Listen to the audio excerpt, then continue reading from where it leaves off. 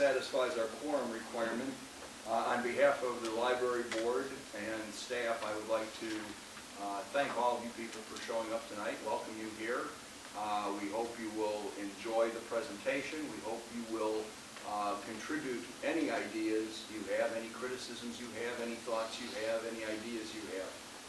One of the reasons we've been emphasizing public participation in this process is because we're looking to make, if we go ahead with this type of project, we're looking to make a substantial investment of tax dollars into this facility with the intention of improving it in a way that will carry forward for a number of years. And so we want to make sure that if we do it, we're going to do it the right way, and we're going to do it in a way that reflects the attitudes and interests and concerns and values of the community. So again, welcome and feel free to participate. To your heart's content, we will give you every opportunity you need.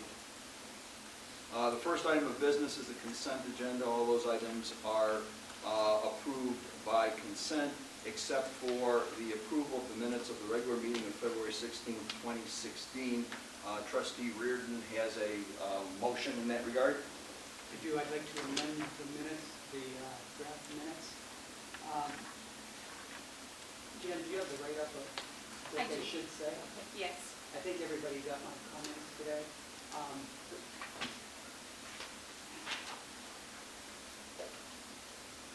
So on page 5, under the building and grounds section, I changed the wording to align more closely with the video. In other words, I went back and looked at the video and changed a couple of things that I said. Do you want me to read these reasons? I think it would be good to read the corrected minutes. Okay, I want to amend the motion to include the wording, the sole compliant bidder, after the words from in the second line. In addition, I wanted to amend the motion to read, to accept the base bid plus alternate 1 and alternate 2 for phase 2 of the window project from the sole compliant bidder, comma, construction consulting and disbursement services, parent CCDS and parent, 5836 Lincoln Avenue, second floor, Norton Road, Illinois, 6053, in the amount of $338,900. So nothing changes, it's just that the minutes reflect accurately the words in the order in which the motion was made. So we will make a note and change those minutes accordingly. What we do, I think we have, we have to go through the process. That's your motion, Mike? It's not, we can't, we're not making another motion, we're just correcting the minutes to reflect the proper wording of the motion. All the words are there, they're just not in the order in which they were actually okay. read. All right. So it's a clarification. Fine. The next item of business. So we need to vote on the consent agenda with the modified with the modified minutes, okay. I move that we approve the consent agenda with the amendment to the minutes as stated by Trustee Reardon. Do I have a second on that? Second. Any discussion? Any questions or comments from the audience? Roll call vote, please. Reardon, yes. Rayborn? Yes. Parisi? Yes. Boss Egerman? Yes. Wilovich is absent. White? Yes. Ham is absent. Prisoner? Yes. Egan? Yes.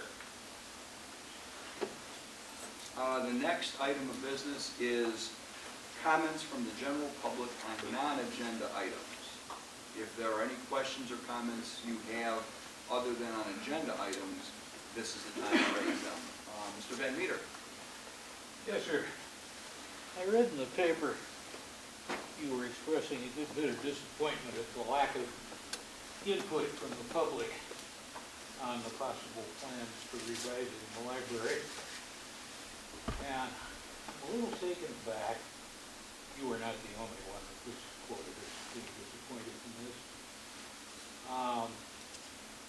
The last contentious item that we dealt with was the trustee issue with the library, where fully 95% of all of the people who appeared publicly at the board meetings to talk about it were against the tutors being charged.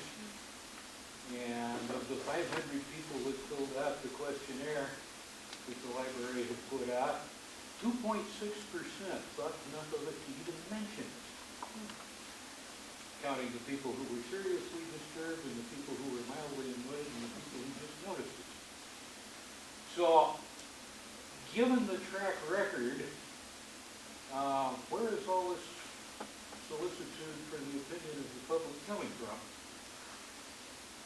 Well, speaking for myself, I believe I represent 37,000 plus people. So 500, even 1,000, even 1,500, as we saw in that change org petition, 35% of which came from outside of Park Ridge, even that is not a majority by any stretch of the imagination. So Right. me personally, I look and try to glean whatever opinions I can glean, including from people that show up at meetings, people that send emails, people that file petitions. And at the end of the day, using the same rationale that Madison used in Federalist Number 10, which you're fairly well aware of, I try to refine those ideas as best I can through my limited abilities and try to come up with something which I think as best possibly embraces the vision of this community as I can contemplate. Speaking for anybody else, not my job. They can speak for themselves. But the bottom line is we always consistently invite participation. And I can tell you as one board member, I think that the crowd here tonight is outstanding. I wish every single seat was filled. But the bottom line here is this is a great attendance, and this is the kind of thing that we strive for. We've asked Janet to make it a point to reach out to the community. There were 3,000 email contacts made. There were announcements made. We enlarged the website to show that tonight, to advertise that tonight's meeting was on this particular issue. And I think the more we can get the information out to the public, the more input we can get, and the better we can refine that input into what is most consonant with the spirit of the community.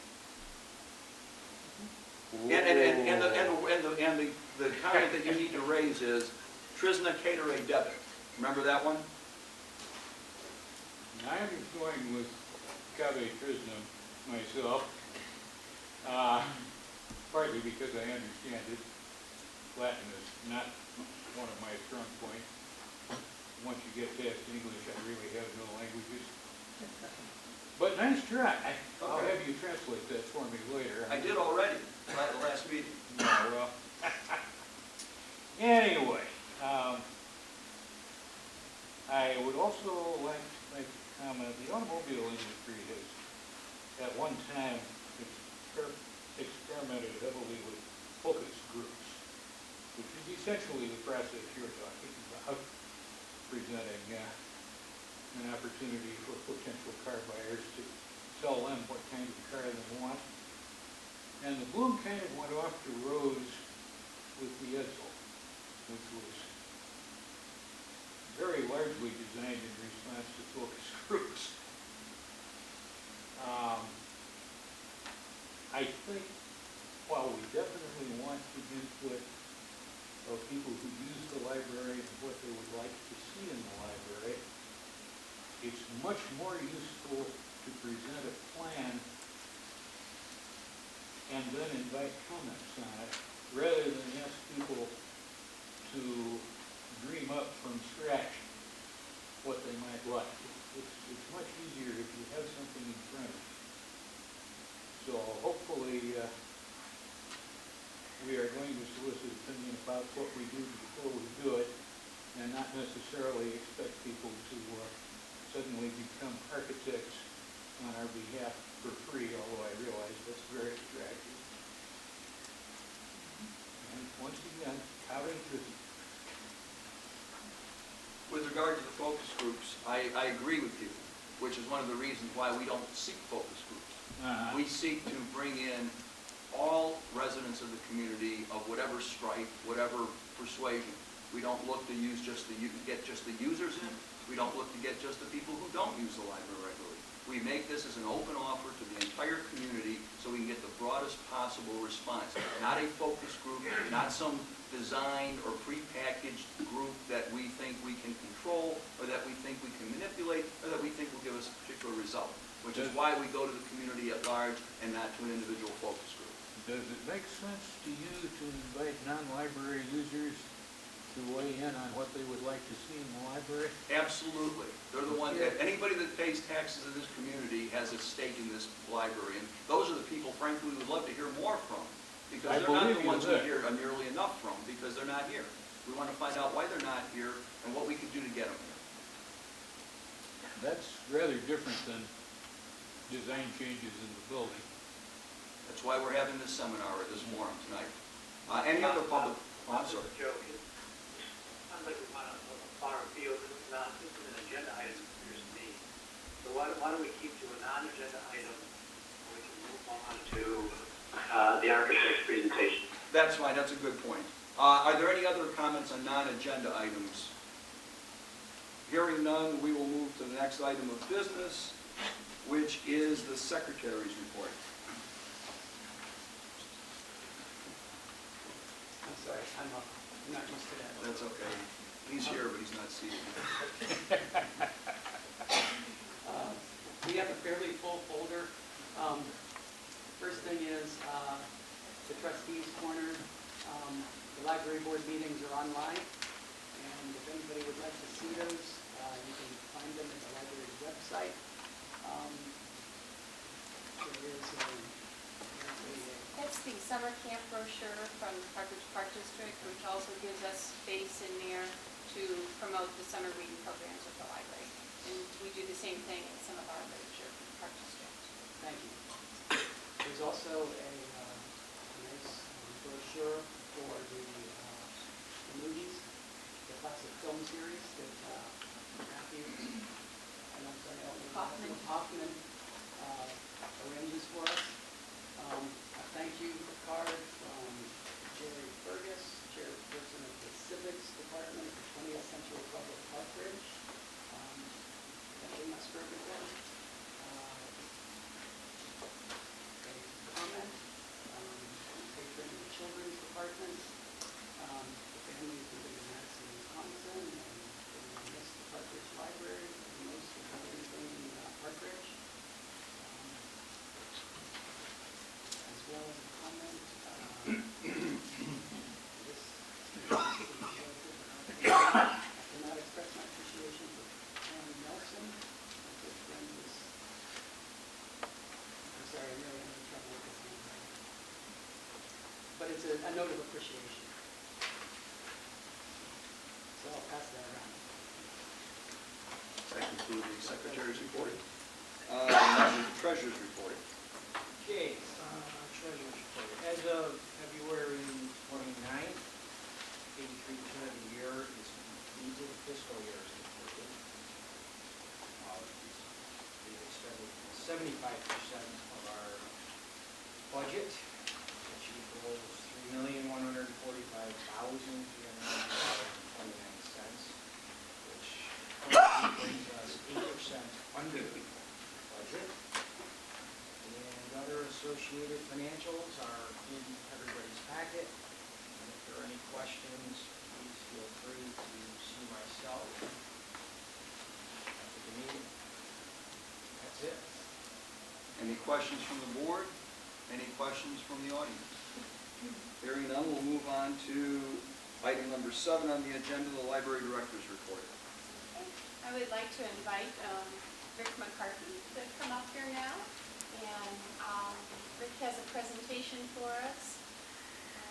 I've been working closely with Rick and Isella from Studio GC over the last 3 months. And Rick's got some interesting things to show us all.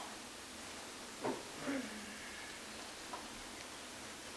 if that starts up, Jan. You were the one who did it. We had worked before. He is well. The pressure's on. There was no one in the room then. Yeah, leave it on 2. There we go.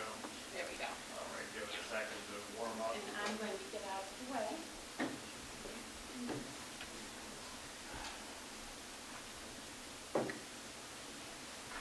All right, well, it's a pleasure to be in front of you tonight again, and we've been very busy. And we do a lot of things, so we have a brief report of what we've done and where we're at now, and ask for comments. And we're pretty excited about the direction it's going. And as you remember, we've talked about this a number of times. It really is rethinking about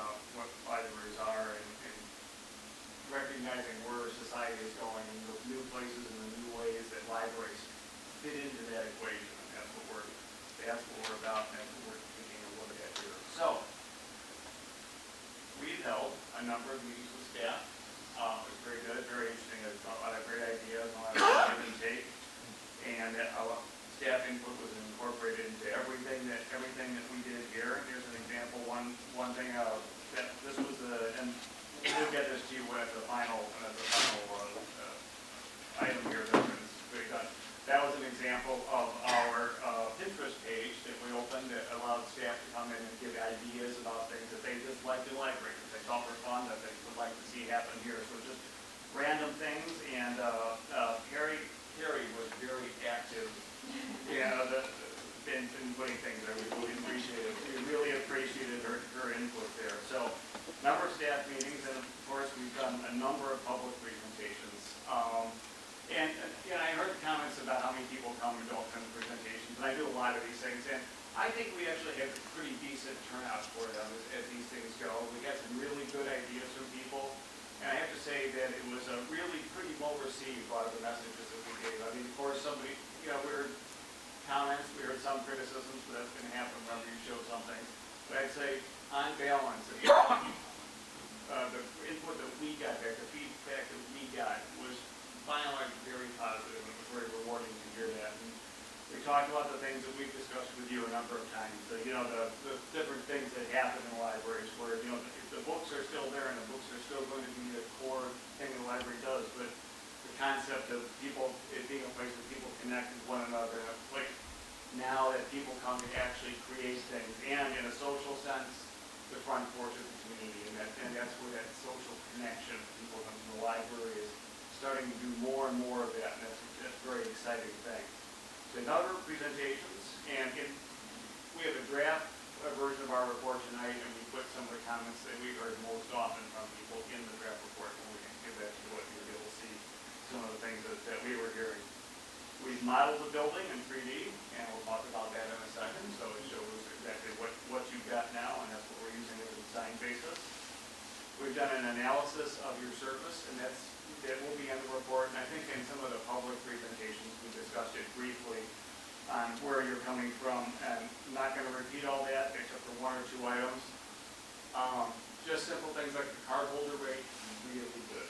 It was better than all your peer libraries and better than the national average, and it shows that people really value this as an institution. And if I had to pull out one stat in particular, the purple line is the average. All of the little blue circles are your peer libraries. The red dot is you. That's how many people come in the library on a yearly basis. And it is just great. It doesn't get a lot better than that, really. And it shows, again, how well people value this institution. We looked at the service level and how many people come in and how much it costs. We know that this library is always going to be a little more expensive than average to run because it's had additions put on, it's got bearing walls going down the middle, things that make it less efficient than something. So it's always going to cost about 30% more than an average library. Because some of the peers are also in less expensive places than Hartford's do, so if you remember that. But when we look at all the service levels there, the number of books going out, the number of people that come to the library, on average, you're 54% higher than your peers, relative to the metrics that we are looking at. When you compare that to, it costs a little more to operate, but you're giving stellar service for that operation, in our opinion.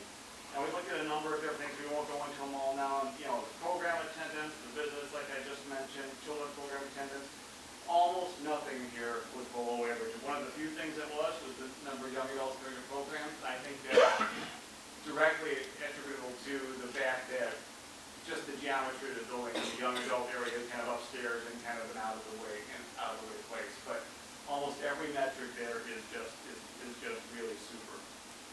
Oops, I gotta get one more here. Oh, okay. Then I've been working on a vision report, which is the draft is ready tonight for you to take back and start looking at there. Jan has approved it for grammar, and I appreciate that. It was sorely needed, and architects are not necessarily known for their writing skills, and I thought I did a decent job, and she found it.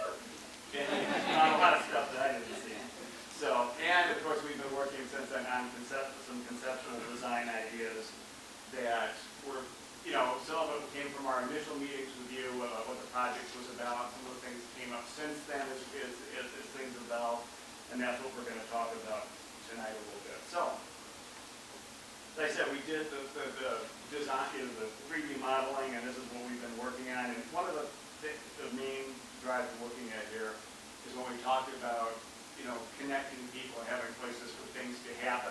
Like a lot of libraries, it's very full. There's a lot of things there. And part of the reason for that is if we look at all the if we compare it to your peer libraries, you're about at 2/3 the size of what an average peer library would be to serve a population of this size.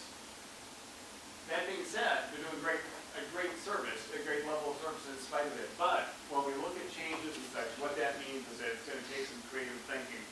If we're already smaller than we might want to be, how are we going to make things happen within this envelope? And that's been the challenge here and the opportunity for us is to really consider that. So the first thing we looked at, I think the first thing when we interviewed with you was talking about the potential of having a vestibule outside the building. Right now, when people come in, they're going directly to the outside. People in the front there, in the summer they got hot, in the winter they get cold. And so we were, looking at, well, should we put a vestibule there and how might that work? And as we thought more about it, we started looking at relative costs of things. We came, and you're just going to see this for the first time tonight, we thought maybe there's another way to skin the cat here. And just we're running it by you for opinion here. We could accomplish the same thing in front with a revolving door, essentially, with a side door for ADA and strollers and things like that. It provides the airlock. It lets people come in and out. It works just fine. And the side door there would work for, like I said, anybody with a stroller or a walker or anything like that. The other thing I like about this is, in relative terms of cost, a real vestibule, we have to do mechanical things with it. We have to probably move the fire and upstairs panel, a bunch of other things like that. We're probably talking $100,000 when it comes down to it. This is going to be closer to $40,000, plus or minus, maybe, in that. So for half the cost of a vestibule, we're getting essentially the things you needed to get from the vestibule. So that's one of the things we wanted to run by you there. Okay, so and that's for your consideration. But like I said, the cost factor is a good one, and I think it would give fine service there. And the structural changes are minimal. There's no foundations involved and anything like that. So that's what drives this. So as we're looking at that, and thinking about the lobby, and what happens is, as you know, if you've used the building, not only is it drafty in front, but it's often very crowded in front when you walk in. People lined up at the desk, you come in, and there's, it can be kind of hard to use. So we're looking at a few different ways to think about that. One of the concepts we really want to try to push in the library is diverting at least a decent portion of the checkouts to self-check. That being said, if we do that, there's always going to be somebody in the front there to check out the book manually and talk with you about what you just read if that's what you want to do. But when we design a good self-check system for people, especially if it uses RFID, radio frequency tags, we can probably get 50, 60%, if not more, of people who will choose to use the self-check system. And so what we want to do is actually have those checkouts dispersed in the library, one in the adult library and one in the children's library, right on the way out. So the majority of the people will have the opportunity to check their book before they get back into the lobby and will not have to stop at the desk. Again, they'll always have the choice to do that if they want to do it. So we would still provide on a desk, a smaller desk than you got now, a self-check, either on the desk and there's an alternate location that's got that blue rectangle there. And doing this will allow us to make the front desk smaller for like the yellow circles there are staff positions. It'd be optimally sized for 2 people, but you could put 3 there if it was really busy, you needed to have 3 people there. And a side table or a side chair there for registration and things like that. If the desk gets shorter, and you can see, I don't know if it shows up on time, but there's the gray line underneath that is the existing desk that you've got. If it gets shorter, what we can do is you've got some existing openings in the circ workroom behind. In place of one of those openings, put slots in there for returns and have bins actually in the circ workroom, which is where they want to be anyway. And since the desk no longer covers that part of the wall, as people come in, they'll have a place right there to return the books. It'll work, I think, pretty sweetly there. So that's a couple of things we want to do there to streamline what happens in the lobby. Now, there are technological, mechanical ways to do this as well, and like we could also look at a book sorter. In the blue rectangles here is a sorting system. That's about how big it would be if you had one in the lobby there. You see where it says return. In that case, you would put your book there, it would take it back, and here's an example of a sorter right here. It would take it back into the workroom and pre-sort it into bins. It's very staff efficient. That's a good thing about it. It checks the books in right away. Now, in your case, though, as we're looking at overall project and overall budget, and it's really a matter of choice. If it were me, I would, for initial phase one right now, I would go with the bin one we just showed you instead of going with the sorter. It's a big ticket item, several $100,000 to do it. Eventually, it'll have payback in terms of staff when you do it.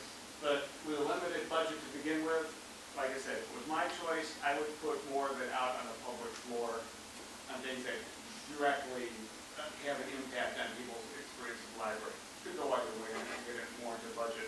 We can talk about that. But there's two ways to do that there. We're also looking at, see the red X's there. Possibility in a couple of staff areas where you have adjacent staff areas that are smaller rooms, taking out a few of the walls. That way, Acela can design much more efficient staff workstations than you can have when you have a series of small rooms. And things like, in this case, it would be potentially, and we still have to work this out with Jan and staff, potentially combining circulation workroom and technical services. Because a lot of the things that they are doing are different than a lot of those rooms were originally designed for anyway. And so this, if you're going to do it, this is the time to rethink it. So anyway, so a couple of things that could possibly make it a smoother experience coming in. But again, the bottom line is if you want the person, the manual checkout with the library person, you're going to be able to get it. So that experience is always going to be open to you. We look at the children's library. Here's the existing library right here. Well, and they're doing a great job. So you're going to get my water here. They're doing a great job. Serving a lot of children are popular. But we think we can make some improvements there. Some of the things that we don't like so much now, and you see this in a lot of older libraries, some of the prime real estate in the room is filled with big computer barrels and things like that, where other things could be happening if these big kind of inflexible units weren't in the way. Flexibility is the number one thing we're looking at for a rethought library, because we want different things to be able to happen as they come up. And so we're thinking, can we take some of these things out and replace it? Can we go with smaller staff stations than we currently have? We think, in the long run, how the library is staffed and what the people of staff is actually doing there. And you can see it out of this kind of faint line. Sorry about that one. On the existing plan, you can see on the lower left is the door. When you walk in the door, you're immediately confronted essentially by obstacles when you come under. Shelf facing against you, you don't have good sight lines, things like that. So that was kind of the starting point there. As we were looking at this, most libraries, as they look at the balance of social things and new activities and creative activities and stuff, are trimming back or reading collections and getting books out that don't move very much or that almost never get checked out. We realize that that's a hard thing to do, and it can take time to pick the right books to do that with. So what we've done for both the children's library and the adult library is looked at two different phases, actually, that let you, if you want, kind of work your way into this potentially new way of doing things and decide where you want to be in that continuum. As long as it's flexible, that's fine with us, but we don't want to force people to do something too soon that they might not be ready for. So we looked at the plan, okay? Now this is kind of Acela is working on the actual working drawings for this that actually look like architect's drawings. So I did the cartoon version of it tonight so that you have some colors and kind of see what's going on there. When you see a green rectangle there, what that will typically be here is lower shelving that's on wheels. It can be relocated when something might want to happen in that space. You also see here's the door to the children's area. Right when you come in, or actually more importantly, when you leave, is two self-checks.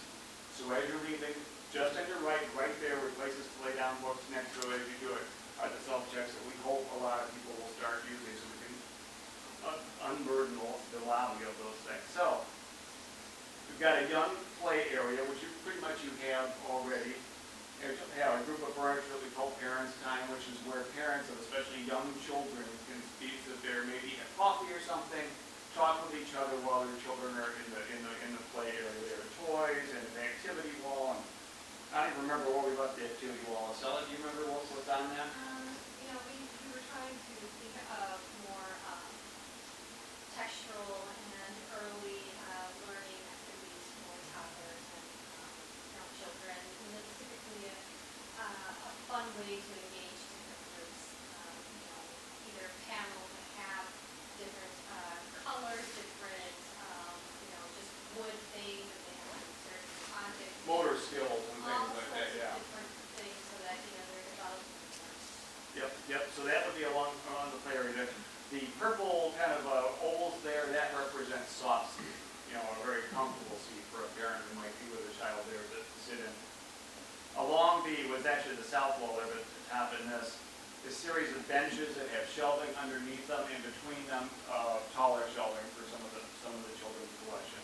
Picture books in the center, and instead of the big Carol-like piece of furniture that you can see vaguely in the gray lines under there, we're looking at a number of smaller tables, typically two-person tables. One thing the library has a lot of, which a lot older libraries do, is tons of four-person tables, and almost always there's one person sitting at the table. It just doesn't, it's not a good use of space. What we want to do is have a number of two-person tables, but again, everything's on wheels. If you have four people that want to get together, you push two of them together, and it becomes a four-person table, or a six-person table, or eight-person table. But again, it gives the flexibility, and it lets that central aisle be much more open as people walk in, get through the space, and have the ability to change things.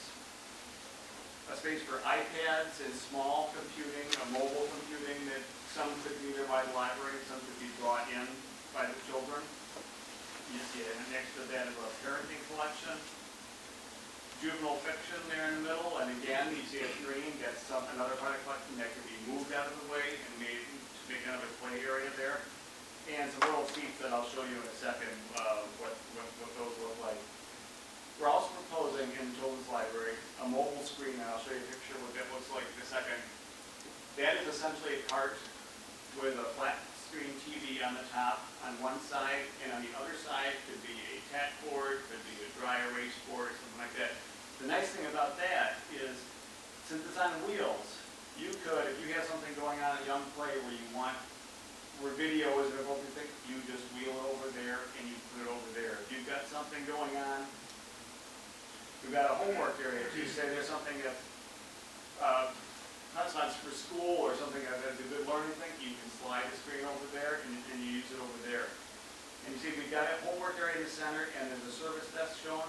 The intent is that the new service desk, which would be smaller than they have been in the past, could operate with one person most of the time, two people sometimes, but when you have slightly older children coming there to do homework, you've got like the auxiliary service desk in the back for later in the day or whatever, that a person can go back there and monitor that. But when it's not being used, you don't need to. We do still have some of the more traditional desktop computing there in the center, but right now we want to kind of get that away from the windows and leave the views open for people who want that. DVDs and CDs, again, we're looking at those possibly being on wheels. And the idea is that where those kind of teardrop, those little seats there, those could be moved out of the way as well, and you could have a second play area if you wanted for slightly older children, with two different things going on at one time there.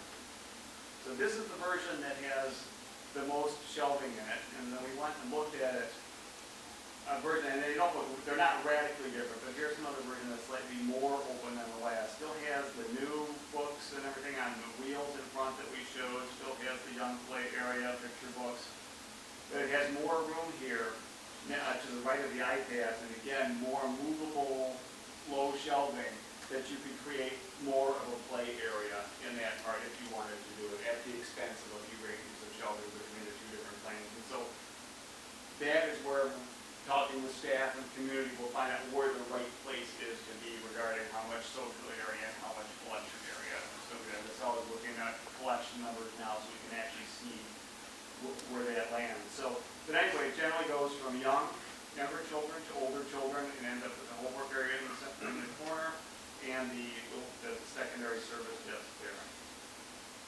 So, and if you want the second one, which is the most open, here's the existing library here. You see in the middle of the library all the things that kind of block your progress through. And this would be more the effect that it would be afterwards. One thing, as you look at these pictures, or this diagram, and you see these open spaces here, one thing you got to remember is that it's shown here as an open space. You just see the gray area there. That doesn't mean it's going to be empty space. It's open space, and that's like what that means is that is flexible space for all sorts of different things to be able to happen in the library. So think of it that way.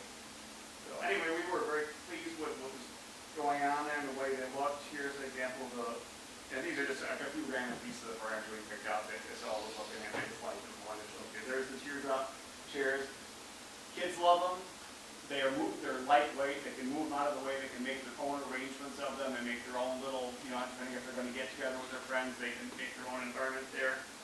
And here's an example of the wheel screening. This one's called Do It Connect. And as I said, on the other side of that could be a dry erase board or anything else, but that just shows what a unit like that might look like that moves around. All right.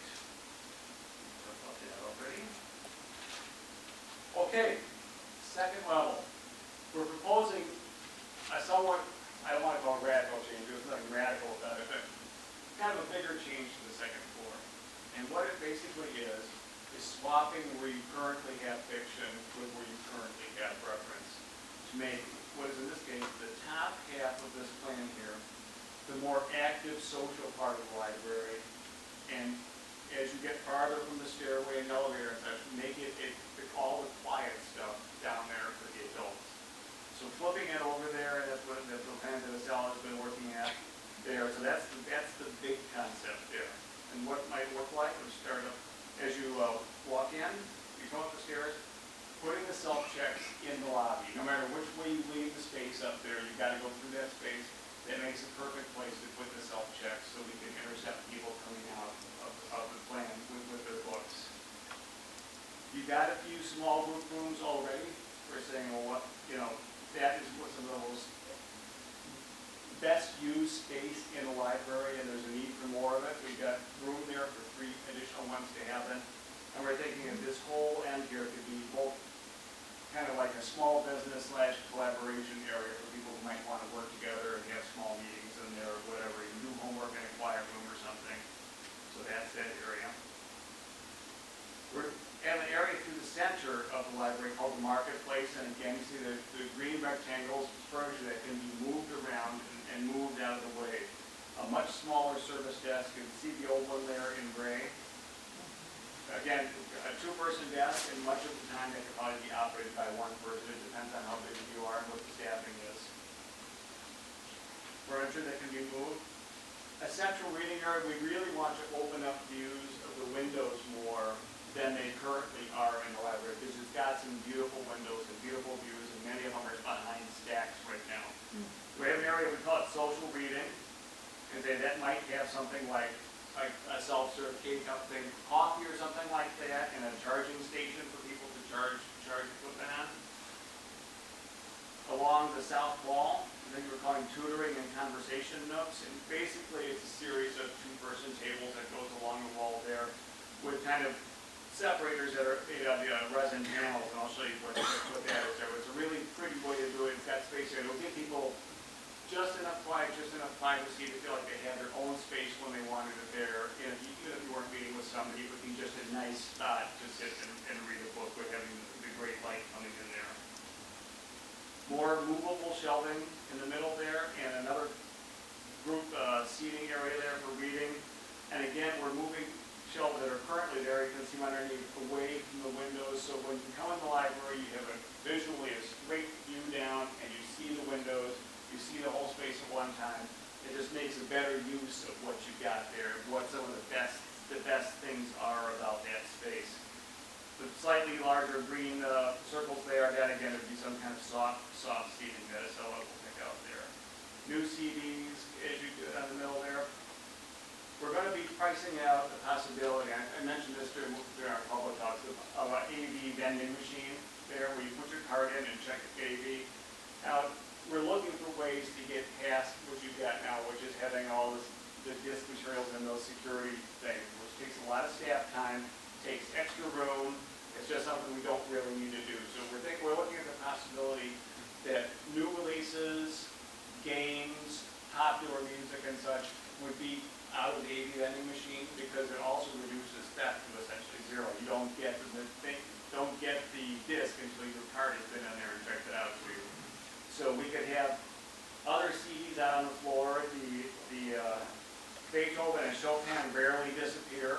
The games will fly out with the door. So the games would be in the vending unit. The classical music we could have out there. I think it would be a pretty safe thing to do there. Display area there too, so as you walk in past the service desk, just the flavor of the day be out there on the display wall, something that could be always changing, and the notices and things like that.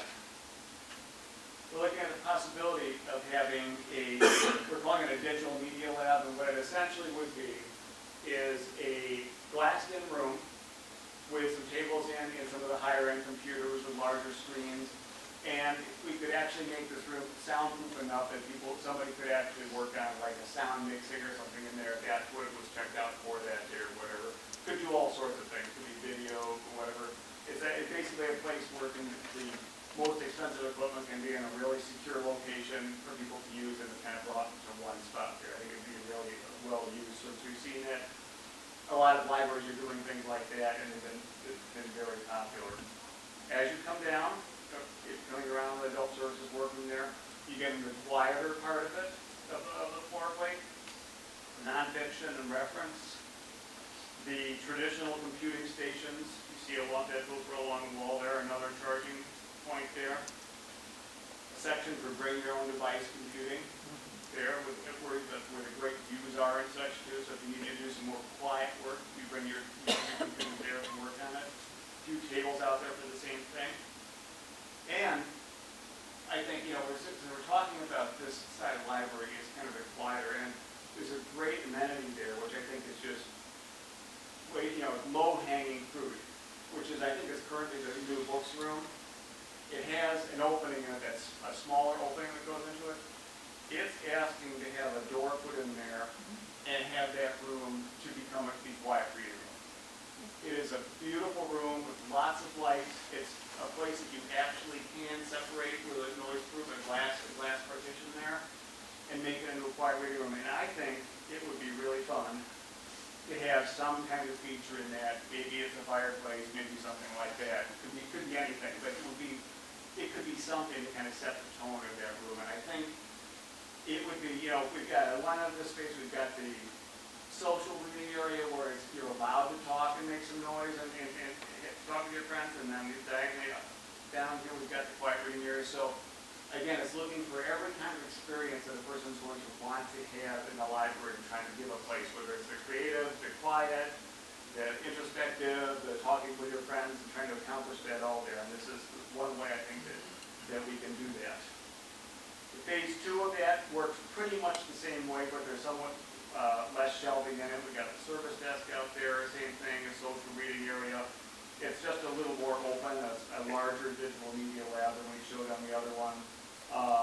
So additional kind of quiet computing areas where you got some really nice views on there on the north wall there, so using those for quiet computing area. Bring your own device like on the other one. It's just a matter of degree, how many seats we got versus how many stacks we have. But it just shows that we'll find the right balance for that, talking with everybody. But it's basically what I wanted to show you tonight was just the overall concept and layout of how that might work. So when we look at like those tutoring and conversation looks, we don't know exactly which furniture it's going to be, but it would be something like that, a comfortable, something. It could be something that's bigger than just a chair. It could be built like a comfortable bench or something. The resin panels, I think the black lines up there. There are some great panels out there made by a couple different companies. One in particular that we like to use, called Freeform. And so they are lined with It's beautiful. One line has all natural things actually put into the panels. That one in the picture is, see, a ginkgo leaves. I really like that because it doesn't imply any architectural style. You can kind of halfway see through, but it still gives you a little bit of privacy when it's there. We think it would be a really great thing between the reading areas. The lab, the media lab, I mean, this is just an example of one of those systems there. So you see like floor-to-ceiling glass and conference room type tables inside there. One or two walls would be probably full height because we want to have technology on like flat screen monitors and things like that, but it could be something like this. Here's an example of a ventless gas fireplace that I put in the library in Ohio. And it's great, it doesn't require any chimney or anything like that. They don't have to go to the ceiling, they can only go this high, you can use the top of it for displays or something like that. It just is a really nice touch. Again, it's completely your choice on something like that, but I think quiet reading room with something like that going on in it would appeal to a lot of people. Just an idea. And as far as furniture selection, the cell hasn't done that. A lot of that happens in future phases, but the kind of seating we might look at in the quiet reading room, I mean, there's tons of different kinds of chairs out there. We're looking for something that is comfortable, that you can sit in with a book and really enjoy it. And so that's an example. Someone makes that, remember that one? That's KI. KI make a lot of library things, high quality library furniture. And a lot of that, although it looks like soft seating, a lot of that is also made by the same standards that they use for healthcare. That you can wash these things down with almost full strength bleach and it doesn't burn. So just on the other side, you know, the one there. But so overall plan, active on one side, quiet on the other, and some real amenities that you don't have right now. For the third, I'm sorry, we've got here, and so there's the existing, and you can see again, you've got all these computer parallel things that kind of obstruct the floor plan as it goes through. They're not flexible at all, and really replacing those with things that are much more open. And this is the version here with clean shelving. The other one will have some more shelves than this. But again, it's just a much more open experience with a clear line of sight going back to the wall with all the windows. I think it would just be a really pleasant place to be in, even nicer than it is now. So, and as I said before, you know, when we show these areas that seem empty, remember that they're empty because we want things to be able to happen in them. You know, things like pop-up events where, you know, this is an example from a library where they have a screen that can come down from the ceiling. A lot of times there's movable shelving where this happens, but when they have something special happening that they don't want to have in the big meeting room, they just let it happen in the active part of the adult library. And that's what those open spaces are for. And when it's not for that, we wheel the shelving in there and then there's books in there. So this is just the corner, just an FYI basically. Here's where your existing small group meeting rooms are in your current example, and there you see the new ones across the way. So, you know, the comfortable size for two-person tables, and the end room one, you can 4 people or 6 people in there, kind of echoing what's happening across the way there. We would probably do much of that in class so you can see what's going on in the rooms. And if the budget allowed, we just had to see this when we got into it, actually replacing some of the fronts of the existing ones with more glazings. Again, so the person at the desk there can kind of see all at one time what's happening in all these rooms. Okay, third level, much of it isn't there, that's open to below. But you can see what you've got there now. You've got reference services, a mechanical break room, the young adult library there, and a reader services workroom. We're talking to staff about this, and Jan, you had a really good idea. I think it's a good idea. She said, why don't you swap, or look at swapping, the young adult blocks with the reference services workroom? And it made a lot of sense for a lot of reasons. The reference services workroom is about 400 to 500 square feet bigger than the young adult blocks. The young adults would get more room than they currently have. Would help address the fact we want to get more of them into the library. The other thing it does for us is that it would now put the reference services workroom next to the reader services workroom. We could take out the wall between them and again make one workroom that's more efficient to operate than the 2 separate rooms that you currently have. So, Jan, I thought it was a great idea. That's what we looked at. So, furniture-wise, in that space, you already have some furniture that would be great to reuse in there. there's a few pieces that Estella found that I think would be really nice. There's one here called shovel chair. And I think I like about that is they can be on wheels. You can position them one way and they face out from each other if you want more of a private, you're not there for a meeting or something, but you can also wheel them around so it faces each other around like a small table or something and have them for a small meeting. So again, it's the flexibility of two different things being able to have us. And as we were talking about this, one of the things I thought about this too is we talked about who goes into the meeting, uses that room. And in our public events or programs, one of the things we were talking about is time shifting spaces where it serves one group at one time of day and another group the other time of day. Since we're only 2/3 as big as we really in some ways would like to be, we really, I don't think, it's my opinion, have the luxury of having any spaces in the library that aren't used all the time. So what I would suggest is that we look at some furnishings and design for this space. It's kind of high-tech, things that are going to appeal to teens and such, but they would also be able to serve small business users during the day. We have the fast internet connections, the big screens and such, and let it swing between small business, and it could be, homeschool that too, right, during the day, and change to teen use in late afternoon. And we've done that. We're looking at another project right now where we're doing that. I think many of you have heard this already, where we're having flat screen monitors on the wall to kind of signal who the room is kind of intended for. So in that library, during the day, those monitors have CNN, they've got stock prices, they've got stuff, Wall Street Journal stuff, articles on and things like that. And early afternoon, they start changing to indie music and BuzzFeed and stuff that is going to appeal a bit more to teens, and let the room kind of naturally swing between teens and business users or whoever else might want to use it during the day. The other thing that I think will get more teens in the library is the space we were showing on the second floor, the digital media lab. That's also crying out for teen use. So I think we're actually giving teens a better facility here, more interesting things happening, and actually another spot in the library if that's going to appeal to them. Because there's no reason that everything that the teens do has to be separated. As much as you might want them all be separated, there's no reason that they really have to be. And if some of them want to use the small, the media lab room or something like that during the day, that would be great. It could get them in the library. So we looked at, a couple of flips here, a room changing, the second floor kind of flipping for what it is now. We've added spaces that are social. We've added spaces that are quiet. We've tried to give, as I said, everybody in town something here that will bring them to the library, which was basically the design goal. And so I put it to you, this is, we'd like tonight to talk about just, approval or comments on the big ideas here, how we're talking about the lobby and the changes there, the concept of getting the self-check happening elsewhere, the concept of having more open space going through the library, flipping the second floor. Those are the big things, and I would love to hear if you have any comments there that we can take back with us as we do it. We'll fill the board first, but it's up to them, because I'm not the president here. So. You're doing a better job than I am. I guess the first question, is to the board. Any questions for Rick on the presentation? Well, Rick, I don't think you've disappointed. It was my initial impression.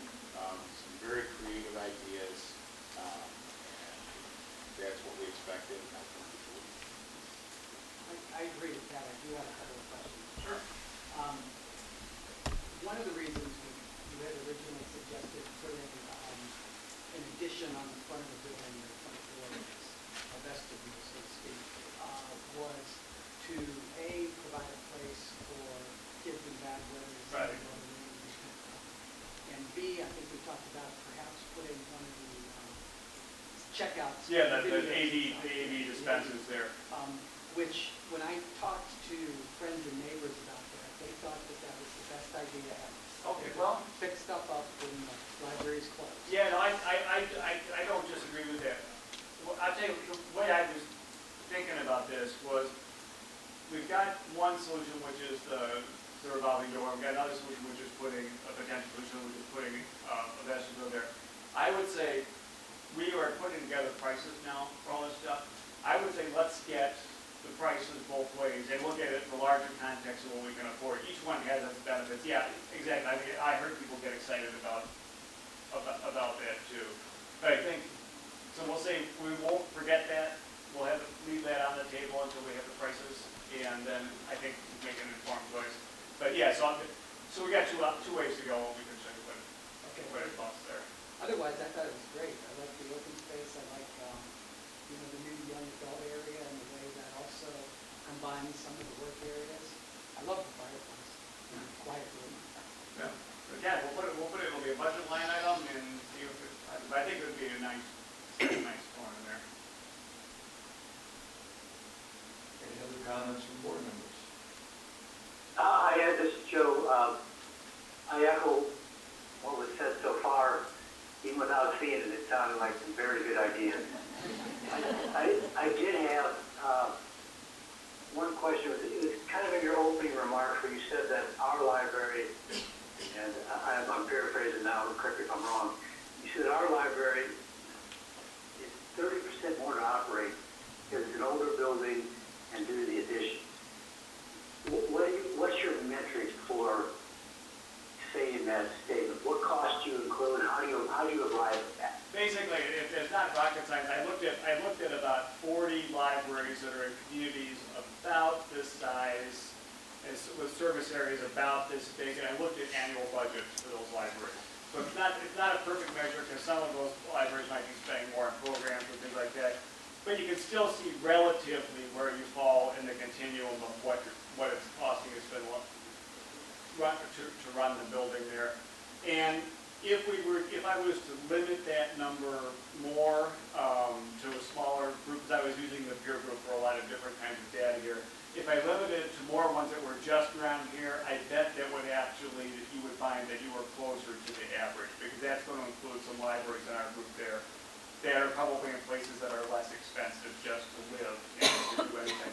It is going to be somewhat more, though, like I said, because there are built-in inefficiencies in the building that just happen when you add to brick buildings that have bearing walls in it. So the 30%, take that with a little bit of grain of salt, but I think you would find there's always going to be a little bit more here because of the way the building is. And here's where I'm struggling a little bit. Just because we have a brick building with a bearing wall in between, how does that drive up cost? I don't follow up. Well, what happens? Between those two. Yeah, what typically happens is that since I don't have the lines of sight because the bearing walls, you have bearing walls that separate, they put beams and have openings. The building is more fragmented than it would be if it was a new building. And that means that the lines of sight aren't necessarily as good. Moving materials around the building takes more time and more effort than it would be, say, if it was a new library. Probably the mechanical systems in there too, because the age of the original building, the amount of insulation and everything else too would also be more. I mean, those all contribute. It would be really unusual to find a building of this age that's been added to that wasn't somewhat more expensive than an average library. So that's basically what it's due to there. And when you come up with your budget line items, is there also for some of them a cost benefit that goes along with it? For example, you were talking about the self-checkout and that could streamline things, and there was a upfront cost for that, for the savings long term. Do you do any type of analysis of how long that return is or what the return might be? Honestly, I've seen analyses done that, but when I actually looked at them, I didn't trust them that much because people were making so many assumptions on things that I didn't think the data was that good. I think, the only things we can say for certain with that is that it takes less staff time. We know that brings staff up for other things. And we also know, and this isn't a cost thing, we also know that it increases the level of service in the library, which is the other side of that coin. Something might be able to be cheaper or more expensive, but there are things that give you better service. And having people be able to get in and out of the library faster and not have to fight their way through a crowded lobby there is better service. But directly to your answer, I don't know if I could actually give a calculation that I would trust myself it would mean anything on that. I mean, we could guess how many books go out a year, we don't guess, we know, and say it saves, you know, a minute or two of staff time per book or something, but I'm not sure how real those numbers honestly would be. But I can say it takes less staff time, that much is for sure. Okay, that's what those are my questions, thank you. Any other board members? Hearing none, oh, Chuck? So, first of all, I love all the discussion, it's fantastic, such a great use of space, and a lot of my dreams have worked seeing by all the windows in the national lighting. You're doing that beautifully. When we go through the line items of all of the enhancements, I know we'll have our eye on dollars. Are there any suggested changes where they're dependent on one another, they're tied together, and we can't pull them apart? Is there anything strategically like that that we should know about, or maybe those items marked? Because sometimes if you make one change, then Right, another, domino one effect, out, other things. Right, so Yeah. that's my only concern is, you know, Yeah. we're going through and we don't have the expertise we need to know what's, you know, here's why. Yeah, I think, I haven't thought that much about that question yet, but as we're putting the numbers to it, we'll keep it in mind. I mean, we do know that, like, enclosing the quiet reading room there could well make a change in the mechanical system there, because we might need an air return where there's not one there. Okay, so there's an ancillary cost there.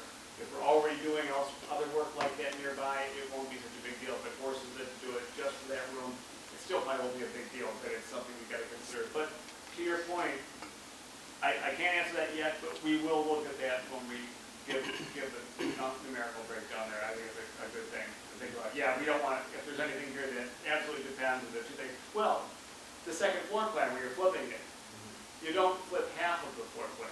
Okay, there's one. Okay, the bolt doesn't have to happen, so there's an example of it there. So. The teen area, yeah, move it. You don't move half the teen stuff over there. You do the whole thing. So yeah, those are some. Okay, we'll keep an eye out on that. Any other board questions? Hearing none, we move to the audience. Let's have it, folks.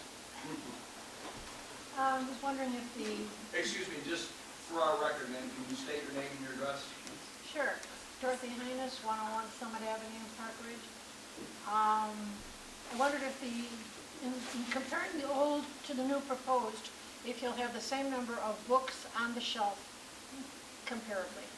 There will be fewer books in the new library. All the libraries we're working on are doing a degree of reading to make these things happen.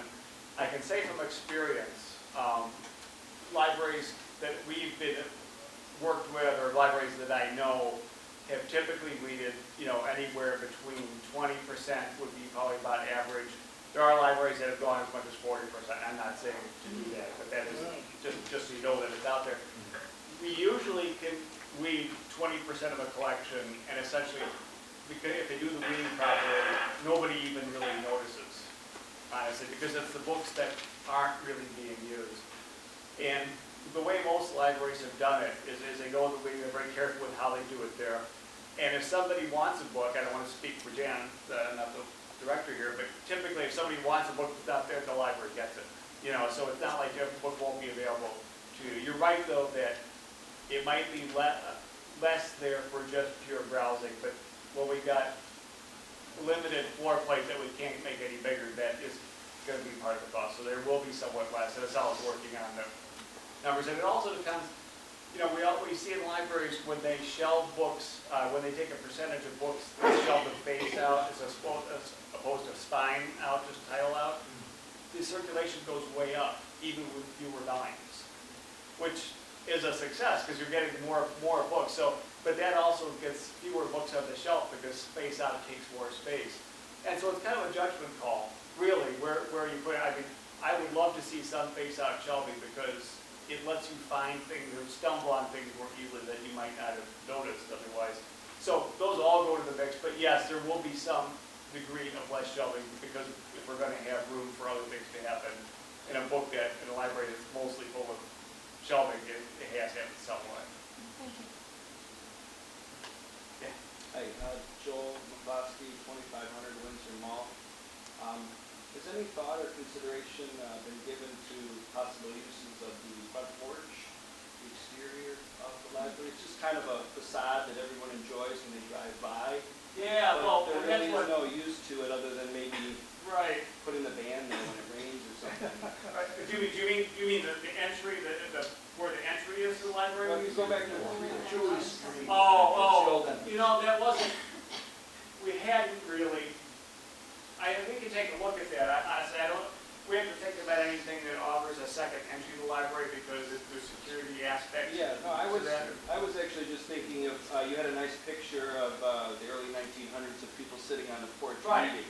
Well, And I was expecting to see something like that well, you know. in this presentation, and that's why I asked. Well, that's actually, well, I'll tell you, I think that's something we can take a look at. You know, if we do something there, it doesn't necessarily have to imply that we have another entry to the library, because I think Right, it's very it good. would be more So- fixed So seating. Michelle is writing right now, and She's she's thinking of outdoor furniture as we speak. So, but no, I think it's a good idea. Rick, can you show us on your plan which area you're talking about? Yeah, I gotta see what. It was in the 3D diorama. Where the CDs are, or two fires, exit Yeah, door. so it's just outside of the quiet reading area, where you have the word second floor. Right, so Yeah, it's and happening, there's right. there, Right there's there. that area. Yeah. We'll take a look at it and see. I mean, I think, you know, maybe it could be some sort, I don't know. I mean, it might be something, we could think security-wise and how it works when the library's closed and things like that too. We don't want to make it attractive nuisance, but if there's something we can do there, I mean, why not? Yeah. Thank you. My name is Stephen Conard. I live at 931 South Broadway. To begin, brilliant. I lucked out by sitting in on your January meeting and had no idea you were going to be there. And I thought, whoa, this is fascinating. And now here we are. Only 2 months later, it's kind of strong, meaning good. You know, like spinach, good. The words that hit me, and I speak as someone, we moved into our home 2.5 years ago, needs a lot of work. It's about 2/3 the size we need, you know, the usual routine. And of course, you're always confronted with time and money and great creative ideas, if only. One of the things that I've caught on to a theme of that I see you using a lot, which is addition by subtraction, which I think is fabulous. Just, you know, how you can create space inside the existing wall just by subtracting certain things, by using the windows and all the light. So you're going with openness and light, which takes me back, of course, to the Blues Brothers, the light. But in any Check case, it over that. so just playing for a moment with that thought and tying it into this physical thing and what we do here as an emblem of our community to ourselves and to anyone else coming through, let alone new ones, new folks who might be coming by or checking out this community. Should we move here as opposed to Elmhurst or Winnetka or whatever? The thing that hit me among the notes I took, and I'll just stop with one, was back to a thought that was made by Trustee Mike, of the idea of that front vestibule, that as the front porch, the image you had also been using, while it's true, it would be 60 grand versus 40 grand for, oh great, a spinning door is 40 grand, but a swell vestibule is 100. That, you know, I'll kick in some extra money. I think you said hundreds. Hundreds, not just 800. Yes, but it could be, I'm just suggesting from the point of view of like the home we have and maybe yours too, is that when you go and do all the work that no one else can see, you've changed all of, as we've done, you know, the shingles and oh my God, the boiler and the bathrooms. But if you don't change the garage door and the front door, ooh. Well, I think, you know, we're gonna look at it, because, I mean, originally, that was our, right when we got that, we had looked at that, and there was an early study for that vestibule right there. Yeah. That had, you know, and the DVD vending machine, and possibly some returns there, and places for kids to wait for it. So, I'm hearing that we should keep that as an option here. I mean, there's a reason we drew that, because we liked it. Now, it isn't as, you know, with the columns there and such, it's not without its challenges to put something in there. We gotta look at the space requirements that require for vestibule and such, but that's. And it's always true, you have to trade dollars, meaning, well, maybe if that's done and done well, we have to sacrifice the thought on the second floor, or whatever. Heard what you had said, Sean, about, you know, you gotta trade, you gotta know what it is. And all I'll do is a final point. So I didn't grow up here, my wife grew up here, and she told me the story long, long ago, so I'm wondering if there's any chance you could get, like, the old pay telephone and put our pay telephone somewhere there? Because she told me in 7th grade, she had walked up to the library to pay telephone with her girlfriend and make a phone call to a boy who had moved to California. A lot of quarters there. Yeah, so, an homage, just an homage. But I think they now have those, like, old style pay telephones, but it's a charging station. Charging, or use a credit card. Like, You wanna the know? first thing they have is Yeah. the old- Yeah, I don't know if this guy's ever used a pay telephone. You don't know what it is, yeah. But your point about it, a way of communication, especially if we're billing it as a place where kids have potentially waiting for a ride or something, Yeah. that's a good point. Yeah. Anybody else? Yes. Oh, Rick, it's your show. Well, you, Go ahead. My name is Paul Sheehan, I'm a resident at 315 Elmore. I'd just like to take under advisement that our parochial schools use primarily iPads for the younger grades and Chromebooks for the older grades, and Chromebooks exclusively in our 2 high schools. So if you could have screens throughout the facility, and we could add them over time, to spread out the budget, that allow use of those for small work groups, so they can put up the full image rather than when squinting at one laptop. yeah, actually, in the, like, the media lab and such, and I think that's a good idea. We're starting to provide some places screens that are on the walls that you plug any device into, so it has HDMI or whatever it is, whether it's a Chromebook or I can't remember if I called that an iPad, but it really, I don't mean to be Mac centric here. It's small format is all we're talking about, but yeah, good point. Right, the study rooms have, being able to plug in anything, yeah. John Mackin, 1125 Peterson Avenue, unit number E. And for the benefit of everybody here, I just wanted to, for credibility's sakes, I am an architect. I designed the Icaramba about 10, 12 years ago. Just finished the PIC restaurant this year. And this room, with Janet Vandekar, we remodeled this room about, 8, 9 years ago or something like that. And T-Lula is another one. But, so first of all, I just wanted to comment with that in mind that I love everything you're doing. It's a beautiful plan, very creative and everything. The one thing I wanted to ask about, or to comment about though, is the entry. And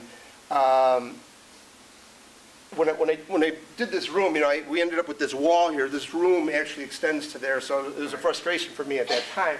And I started thinking a lot about the library at that time.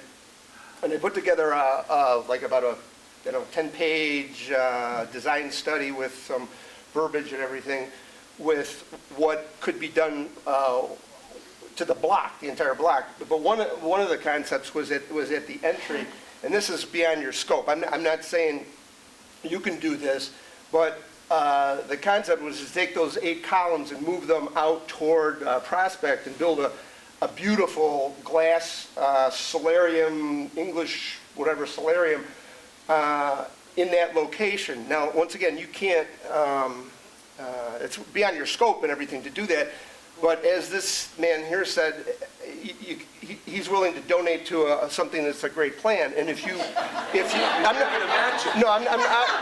not saying he's gonna do it, but it's kind of like if you build it, the people will come. Yes. It's more like if you design it and show what it is, somebody may step forward and say, "That's really nice. Can you put my name on it?" And so I propose that should be part of the study, whether you do it, or I'd like to communicate what I've done so far to the board and other people. Anybody who's interested, I can send you something by email of the sketches and everything of that and the development of the rest of it. But I think that should be a consideration with regard to the front entry, that if something really nice could be done, that would be the long-range plan. And to do anything too much right now would be maybe putting just sort of like wasting your money on something if you could really do something nice in the future. I think conceptually that's great. And like I said, that's why we originally started with some kind of space out there. As you know, as soon as you get into those columns, it gets to be a bigger deal. Do you move columns, and what happens with the roof above those and everything? But no, conceptually. mean, the idea is to take that whole circulation area and to move it out into that space. And then the entry is so oppressive when you walk in there. It's just probably the worst ever. And to be able to maybe open the floor a little bit to the second floor as part of that. But I mean, the good part of it would be in the new part where you can do it any way you want. And the second floor would be more of this gigantic winter garden type of a room or something like that that could, you know, but anyway, there's, you know, all kinds of things like that. And while I have a minute here in front of other people here, the reason I think that this library does as well as it does is because most of anything, I think Janet Vandekar, I worked with her like maybe 10 years ago to do this room, and I don't know how long she's been here before that, but to accomplish the kind of things that you said how good this library is in comparison to other communities, and you have a less than adequate facilities and everything. I don't know if anybody really understands or appreciates what she does, so I just really feel like she should be acknowledged in some way because she's generally very quiet and everything.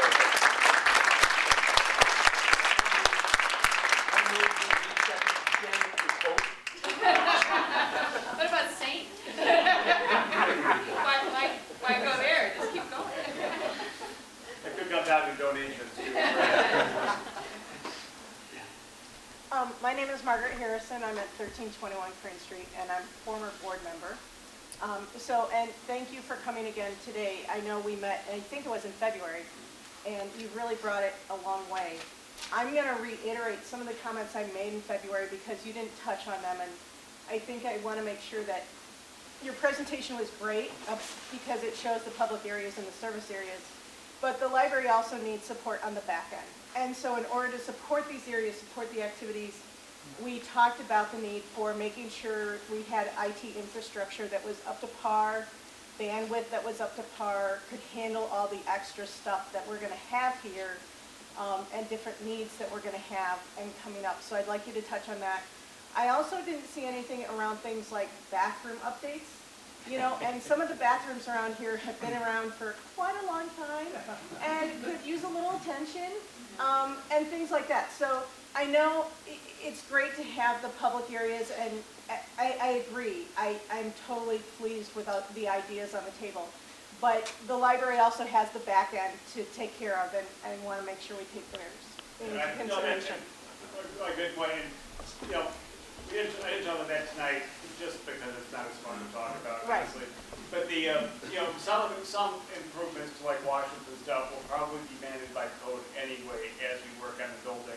And we honestly don't know where that line is yet because we have to look at the relative cost of the new work compared to the cost of the building. So some will probably happen automatically. And I think what we need to do as far as those Washington particular is walk through, you know, does it meet ADA? What does it need to get it up there? Unfortunately, you know, we got a lot of masonry walls around these things, so making them bigger is not an obvious, easy option for us. IT is, I mean, some of it is outside of our scope, but anything that is architectural, like more outlets and things like that, we have to support, obviously, in that way. The IT part isn't really what we're doing, except for we would provide more like things like cable trays and those kind of things to support the IT. But we have to work with whoever's the library's IT person. But that's a good point because all that stuff makes the stuff that you see work. So, yes, good point. Hi, John Devaney, 845 Ottawa. First of all, everything she said saved me a question. Saw a lot here, but I think it was on the third floor. We saw a few things about staff areas. Very important. I don't think enough is dedicated here. Second of all, about the Chromebooks, I saw a dedicated computing area in the children's. Is there any provisions in this library for Chromebooks when kids come? Is there Chromebooks here? Well, right now, we don't have enough plug-in places for whatever, and that's one of the things that was on probably high on our list when we talked to the architects is how do we get more power to the places that we need it. Right now, we have a lot of computers, and we're looking at whether or not we really need all of those computers, or if we just need the power that's at those stations. In reader services, we removed 5 of the desktop computers earlier this year, last year now, and put in charging hubs so that people can do that. We check out cords, so when the kids come in after school and they don't have their power cords with them, we have cords to check out. But definitely we need a lot more places for people to just plug in whatever it is. Sure, that sure, they need to as all plug in. libraries do. Yeah. Does Park Ridge have Chromebooks? Can kids walk in, because really all they need is their passwords. Can they come in and use a Chromebook? We don't check out any devices now because the Okay. kids already all have them. Right, okay, well, all don't carry on. From Okay, school. last question. How much of the final budget do you expect to be dedicated to furniture and furnishings? We're just working on that now. I mean, the overall budget, we got I hate to talk out of my feet because I know I'm gonna make a mistake. The furniture right now, and it depends because we're showing more than one option that has more, one has more furniture changes than the other. Kind of just the ballpark range that we were seeing so far. Well, I think when we talk about furniture, we really would like to possibly take a look at it in different phases, purchasing furniture. So, what we would do is give the amount of what it would cost for getting portions of what we're replacing all new in one lump sum. The second would be to create it into separate packages where if you can't afford to get it within the year that we're doing the renovation, you purchase it maybe within the next 2 years after that.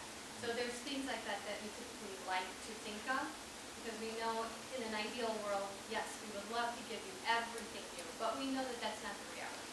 So we do have to take that into consideration and, work within the budget that is agreeable within the board and, which design is chosen, so that we're making a responsible decision and purchase. And then again, also keeping in mind that in the future, you might want to add a few more pieces. So I think, definitely trying to work with the furniture budget right now, it's a little loose because there's few different options that we can do. And so I think we still need to talk to staff about what exactly it is that we want to replace. We're not quite there. But we do have a general number in mind. We just haven't really gotten too deep into it. Because there might be some places, and it don't mean it's like we're prepared because we're just getting into that part of it now. There might be some places where we can reuse some stacks with like new end panels or something as opposed to a new one. But some of them that they've got here aren't standard sizes and such, and Right. they're wood and they're sagging, and we really want to reuse it. So I mean, I wouldn't be surprised, with this size like that, you'd probably be north of, $700,000, $800,000, depending on what you did. It could be less if we had to spend more on the washrooms that that lady wants. That might reduce the furniture. That's why it's in flux, and we might have to reuse some things that we wouldn't necessarily want to reuse, but we might be forced to. Right, and that's the part of, how we can't afford all of it, how do we face it? Yeah, And what do we yeah. start with first? Yeah, because right now, because we're going to have a budget that is, they've already got the revenue for it, it's kind of a zero-sum game. So when you take from, add to one place, it comes out of another right now, and that's why it's a hard thing to get to play. There's going to be about 10 different answers to that staff and board are going to have to help decide what it is. Well, and we're talking about reusing most of our shelving. Yeah. We're not talking about like replacing all the shelving in the library. or Right, anything like right. that. We've already replaced, some of the furniture in the children's department just a few years ago. Yeah. We've also talked about doing some sort of fundraising initiatives, especially for things that are nice to have, but maybe you don't want to spend taxpayer dollars on, like a fireplace. Mhm. Maybe that's something that someone would like to give to the community. Yeah, that's a good one. And so, I think once we have the list of the things that we need to actually create this plan, we'll be able to identify those things that might be the kinds of things Yeah. that we would want to seek donations from the community. Yeah, and I think, and we'll think of that as we do, fireplace is a perfect example, because that's Yeah. one item that can be there or not be there. Right. And we've got a gas connection, but there's not a heck of a lot else it requires, so it would be, yeah. Well, to that point, the new Santori Library in Aurora, They have Plates various. all over. Oh, yeah, every single study room in the Yeah. place, somebody donated. Absolutely, Every yeah. single, their computer carols, all those things. Everything has a nameplate on it, somebody bought it, somebody owns it, somebody's getting credit for it. Shelving, same thing. Yeah, absolutely. Yeah, and we'll often make design decisions, like, say we put in the new small group meeting rooms there. The glass partitions could easily just go up to the ceiling, but often we'll put a little socket there that offers a place for signage, if that's an appropriate thing, like the meaning, but the donors. Heck, you can etch it into the Yeah, glass yeah, if they're yeah. gonna Well, pay yeah, we for do it. that too, yeah. We wait till the check cashes. Well, we're running for it. Back. Leslie Farrell, 1000 South Delphia, Park Ridge. I want to say the second floor, I think, looks fabulous. I love the ideas. I love the YA loft. I think that's great. I also like the first floor lot too. The thing that struck me in the children's services was that I felt like the self-check was a little bit too close to the door.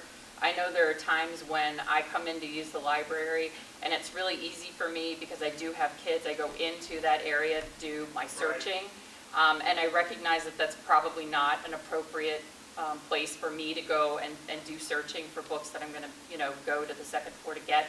So, to me, I just think it might be kind of easy for some people who might feel, oh, it's too busy in here, I'm going to go into the children's area, so maybe moving it to a less, I realize I'm being a little picky here, and you're talking high level, but it just stuck out in my head. Yeah, I think that's a good point. I mean, our rule of thumb design-wise is we usually want them on a place that you have to pass when you exit the space, which means somewhat close to the door. But I think to your point, maybe it could be moved a little bit further. We've got a door there that's going to be kind of in the way. We don't want to flip around to the other side because we want it on the right side as you exit if we can. That's just it. But I also, those aren't what I do here on the cartoon version isn't necessarily to scale. They actually may be a little smaller than what I've drawn there, which would help that too. But we'll take a look at that. A couple of other things. Someone had brought up return on investment for some of these features, and I would say that, we could always look at other libraries that have implemented some of the things that you proposed. I think that there are several in the area that may be able to provide some metrics on those things, so I don't think it would be that difficult to find that information out. I know it might not be as easy for you, but, someone would be able to do it. And then lastly, I was curious, with the loss of space for materials, I understand some of it should go to weeding, but are there going to be materials maybe kept off-site so that we don't lose, part of the collection that, otherwise we, or would it go to other, and I guess this is more for the director, but, to other area libraries?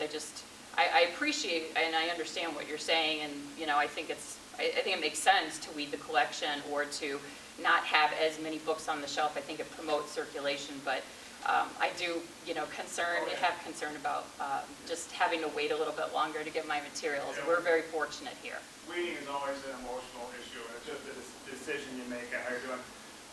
There's one thing a lot of people don't fully appreciate is that a library collection is a dynamic thing, too. It's not just a bunch of shelves with a bunch of books that sit on the shelves. A good collection, a lot of it is cycling through and it's, and a lot of these are books that would probably be needed anyway, but maybe you just speed it up a little bit. But it is more dynamic a thing than one might realize. But, as far as where books go when they get weeded, there's different places they can go. Generally, by the time that they're weeded from our libraries, because they're no longer popular, a lot of them go into Friends of Library book sale, and then we do recycle some as well if we can't use them somewhere else.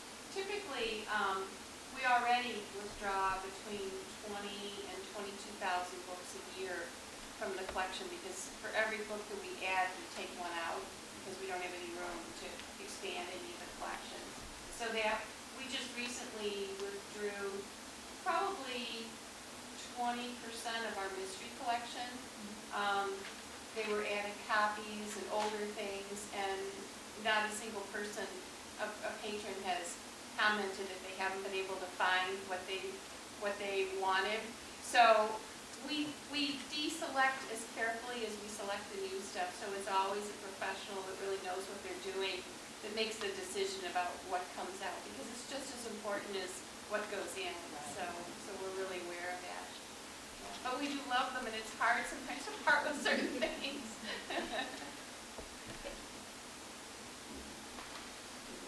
Okay, this is Vicki, but, Ma'am, could you identify yourself? oh, sorry, my name is Patty Stiles, and I live at 621 South Bellevue.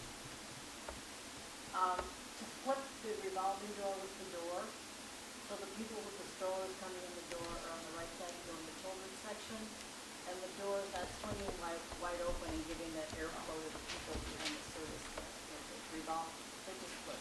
Oh, okay, yeah, I think it could probably work either way, honestly, this is more meant to show the concept of it, but yeah. Mike McCloskey at 1114 Devon.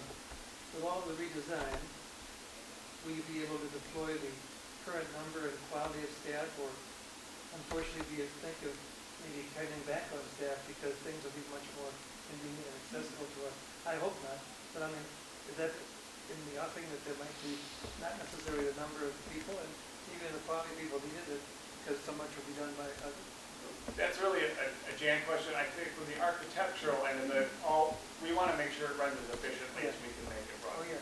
And the way I think of it, and I was a library board president for 20 years in my town, and what we did, as we made improvements like this, we basically retasked people who were there to do more customer service related things than necessarily build material management type of things. So that's how we handle it. But that's, I think being more efficient is always a good goal, and that's what we're doing. How it gets handled with the library, Well, that sounds wonderful, because you're going to be giving new tasks, new ways of doing Well, it. new things happen. Yeah, actually, that takes people to make the, if the materials handling takes fewer people, then some of the new events that are going on will take more people. So it's not like just getting rid of a bunch of staff. Dick Van Meter, 1506 South Cortland, also a former library board member.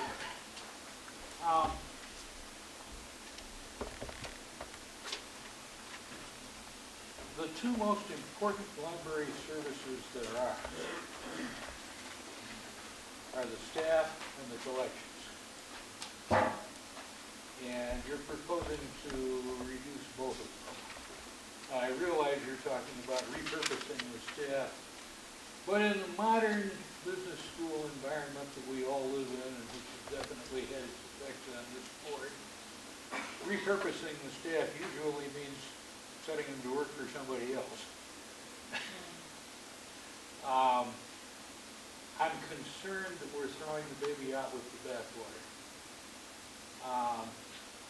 I like the idea of open space. I would also put it to you that the shuffle concept that you introduced me to this evening,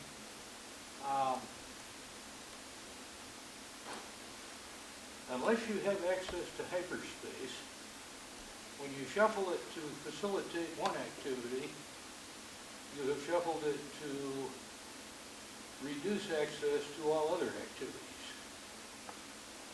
When you start moving the shelves out of the room to create open space for somebody to do something,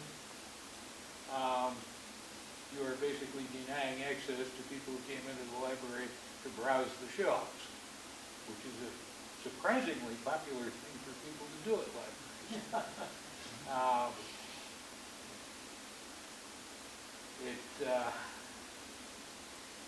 It's something I think you need to seriously think about. You can't set up the library so that on relatively short notice, it's only available for certain activities. I don't think that wasn't, Well, that's not the intent. that's what I get out of the idea of being able to move things around. We already do some of that. Yeah, We have, like, when you go up to the second floor, we have 4 lounge chairs, we have a couple display racks. But when we want to do, like, a tech open house or something else, we just move all that furniture somewhere else for that Sunday afternoon when we're using that space for something else. and then we put it back. It's not that Yeah. the display rack No, I isn't realize it's accessible, not a- it's just over I somewhere realize else. it's not a permanent change. I simply think we need to keep an eye on the fact that when we set it up for one of those specific purposes, anybody who's in the library for any other purpose is being disadvantaged.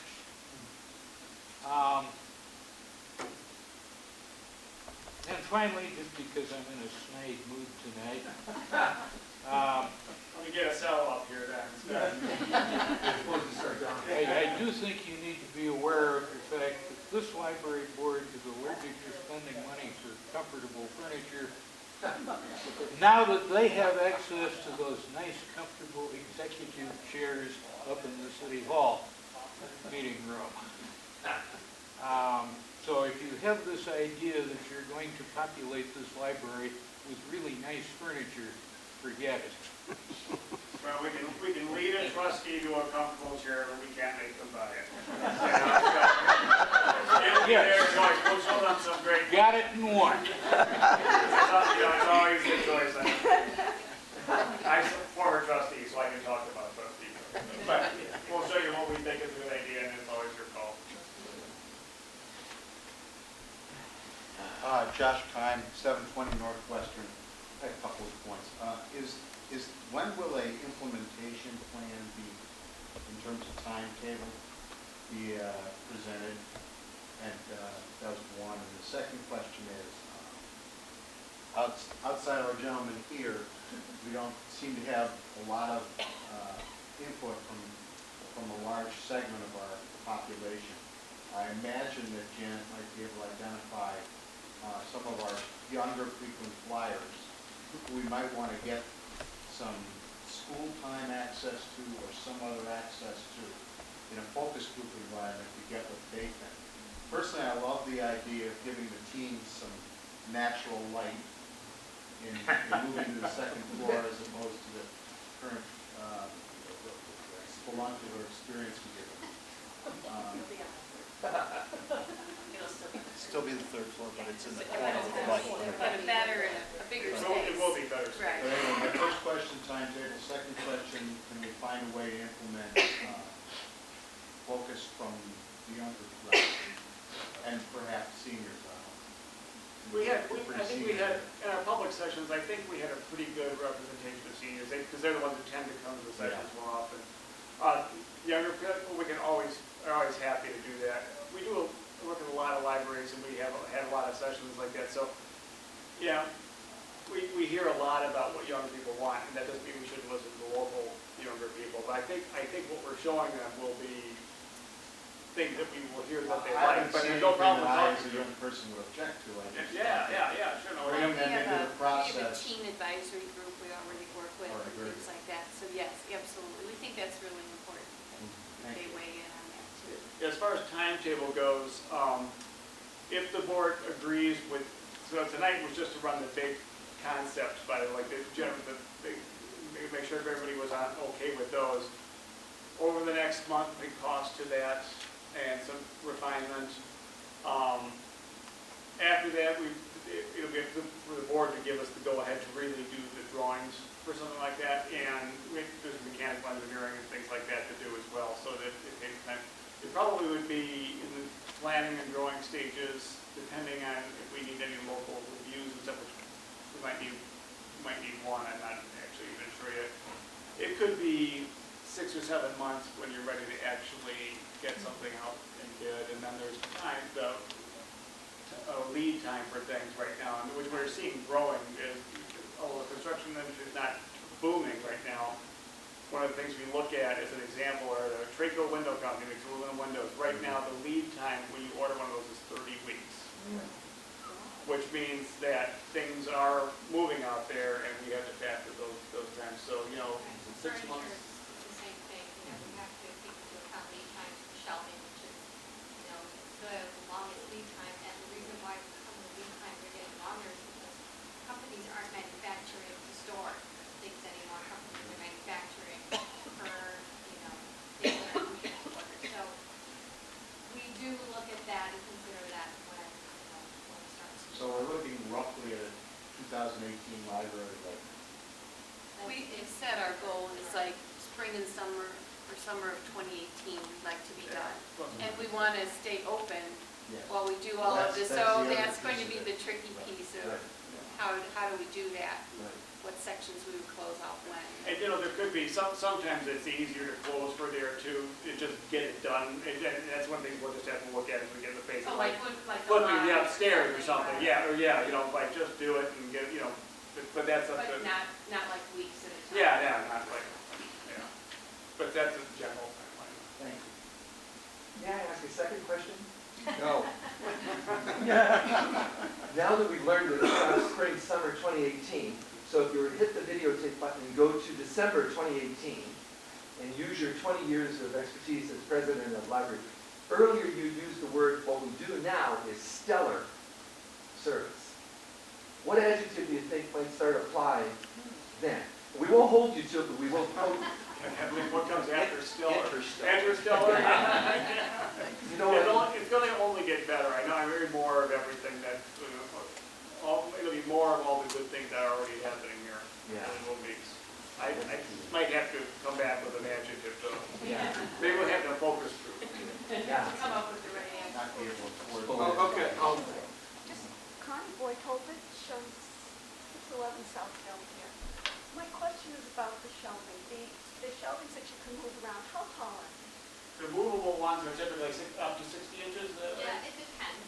Typically, the smallest type of shelving that we can comfortably move is 42 inches, and it just goes up 6 increments of 6 inches. The reason I'm asking is, I'm one of those old people that like to browse the new shelves because I find interesting things. However, if the books that are easy to browse are the ones that are just below eye level and above, the bottom shelf is difficult. So if new books are all on shelves that are below eye level, it makes it difficult as you get older to get down there and see what's there. And so you miss some of the good stuff. So what we're seeing now is a lot of the new shelving, that browsing shelving, face-up shelving, everything is actually the better, for the newer way of doing it is in an A-frame shelving unit. The A-frame shelving unit is actually going to take your bottom shelf and angle it out and towards you, so that you're going to get, every single shelf is going to get hit by light. And that's why that is so popular, and that is why the minute that type of shelving is introduced into the building, circulation goes up minimum 20% just because of that. Yeah, one more, and then we're going to take a 5-minute break. We've been going about an hour and a half. We'll take one more general question from the audience.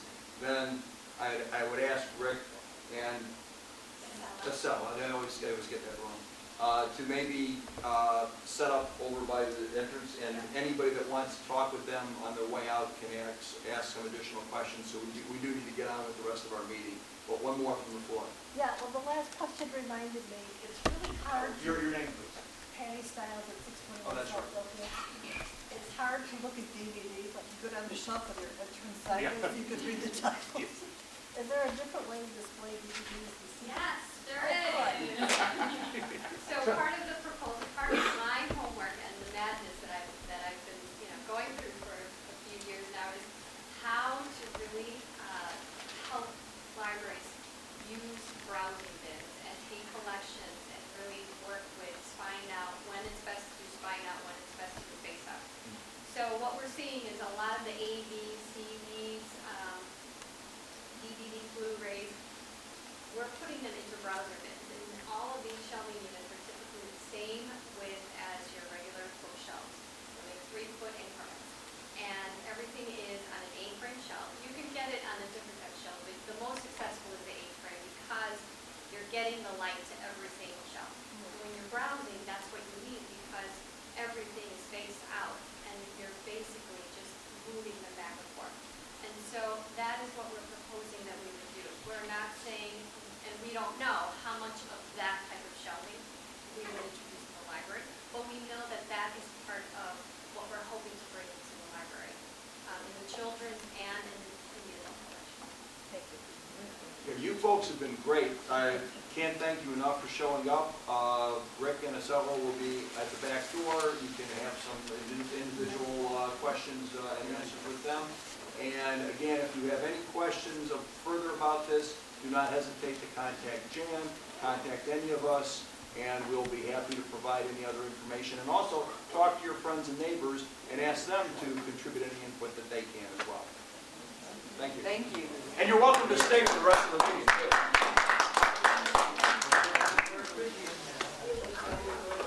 Time, 7:40. Yeah, no, 7:40, I checked. Do you have a note? Do you have a note from somebody that says you've got an excuse to be here? Well, then get a note next time. I don't care where it comes from.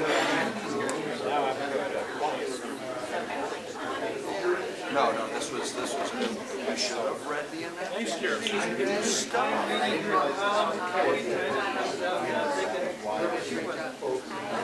Well, next time we'll give you. Even I have my wife.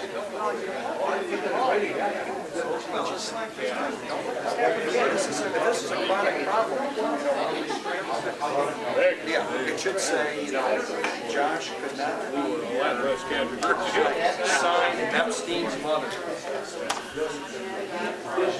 Is what you're doing going to be online or something like that?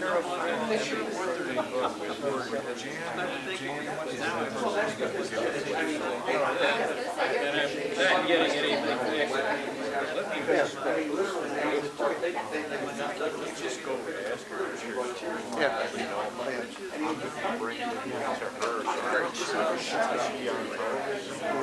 Well, I've got her email address, so I'll communicate with her that way, but I appreciate that. Drake, okay. So, do you work for the library? No. Okay. Oh, you're freelance,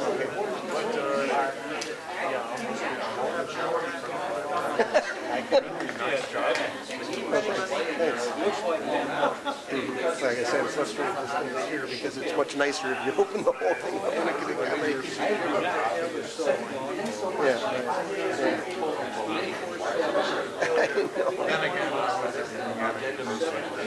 Where the library is actually sinking on the way to No, I didn't. to Indiana. Oh, yeah.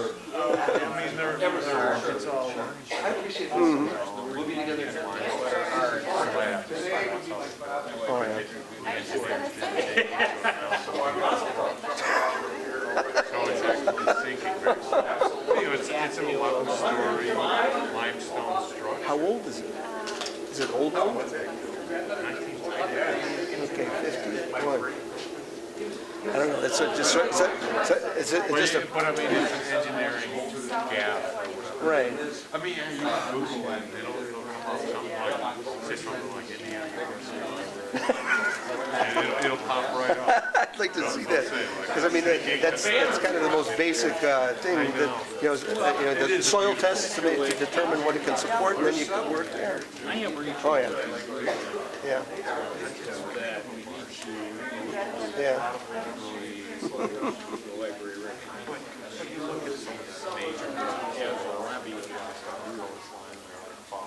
Yeah. Really. You're sitting there like, why did they build something here? But I mean, there's some things that you can't.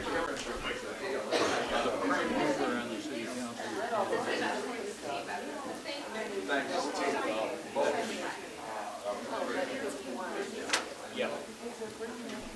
I think he was the Igor-Bergen figure for Jake Schmidt, and he may be the Igor-Bergen figure for Marty Maloney, who is my older man, and I have been very good friends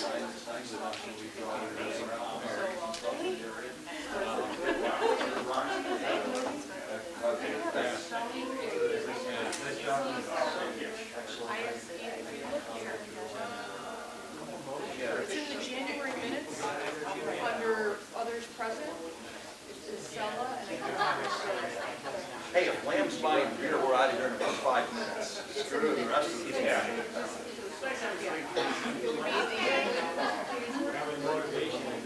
Oh, yeah, no, that's,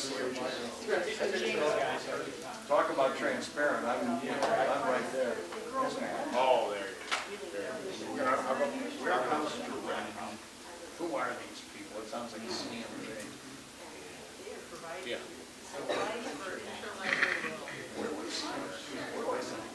Oh, right, they need to go.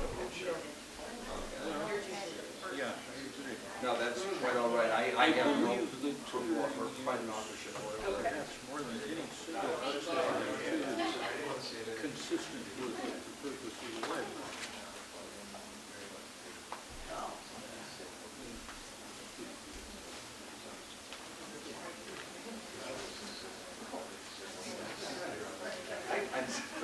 reason today, I have spilled more stuff on these.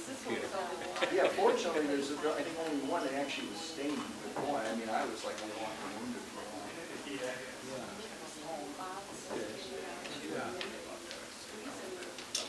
I mean, I need like an IV or something just to avoid the problem.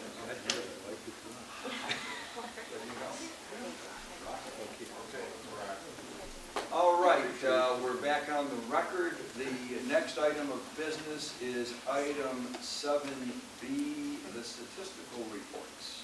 Right, and I really don't have anything significant to note about the statistical reports this month. We are continuing to see an increase in the number of virtual visits to the library website. It's up 25% over last year at this time. Other than that, nothing really outstanding unless anyone has any questions. I will just move on. Joe, you still with us? Yeah, I'm still, I had one observation. I noticed the February total use of the library was up year over year, which obviously is very good. And this is in a time period where we had a lot of naysayers saying it would be going down because of the new business policy, which at least for the first month, that is in fact not the case. The use of the library went up. So I think kudos to everyone that made that happen, and perhaps the naysayers were a little premature in their comments. And to follow up on that, Joe, just so the record reflects it properly, we actually had 5,000 more visits than we did in FY15 for February. So it wasn't just a little, it wasn't just a tiny increment, it was a significant jump. I do think, I believe we were closed one day, were we two full days in February of last year? And it was a bad winter. So it seems like if you look at FY14, we're sort of closer to what was more typically normal, I think. I think that, you know, we had a big snowstorm and we had to stay closed because the parking lot wasn't plowed, so. But our maximum attendance on those, I mean, our maximum attendance on any day is usually about, what, 1,200, 1,500? Right, yeah, so you're it's still a still couple of thousand definitely, at least, even yeah. if you max that out. Absolutely. Okay. Anything else, Joe? No, that's it. Thank you. All right, and I do have a couple people here I would like to introduce to the board this evening. First is Anastasia Despelos. Anastasia is our new circulation manager. Meet you all. Anastasia's been here about a month. And also with us this evening is John Priala, our new facility manager. This is John's second week. There you go. And nothing's broken so far, right? Keep it up.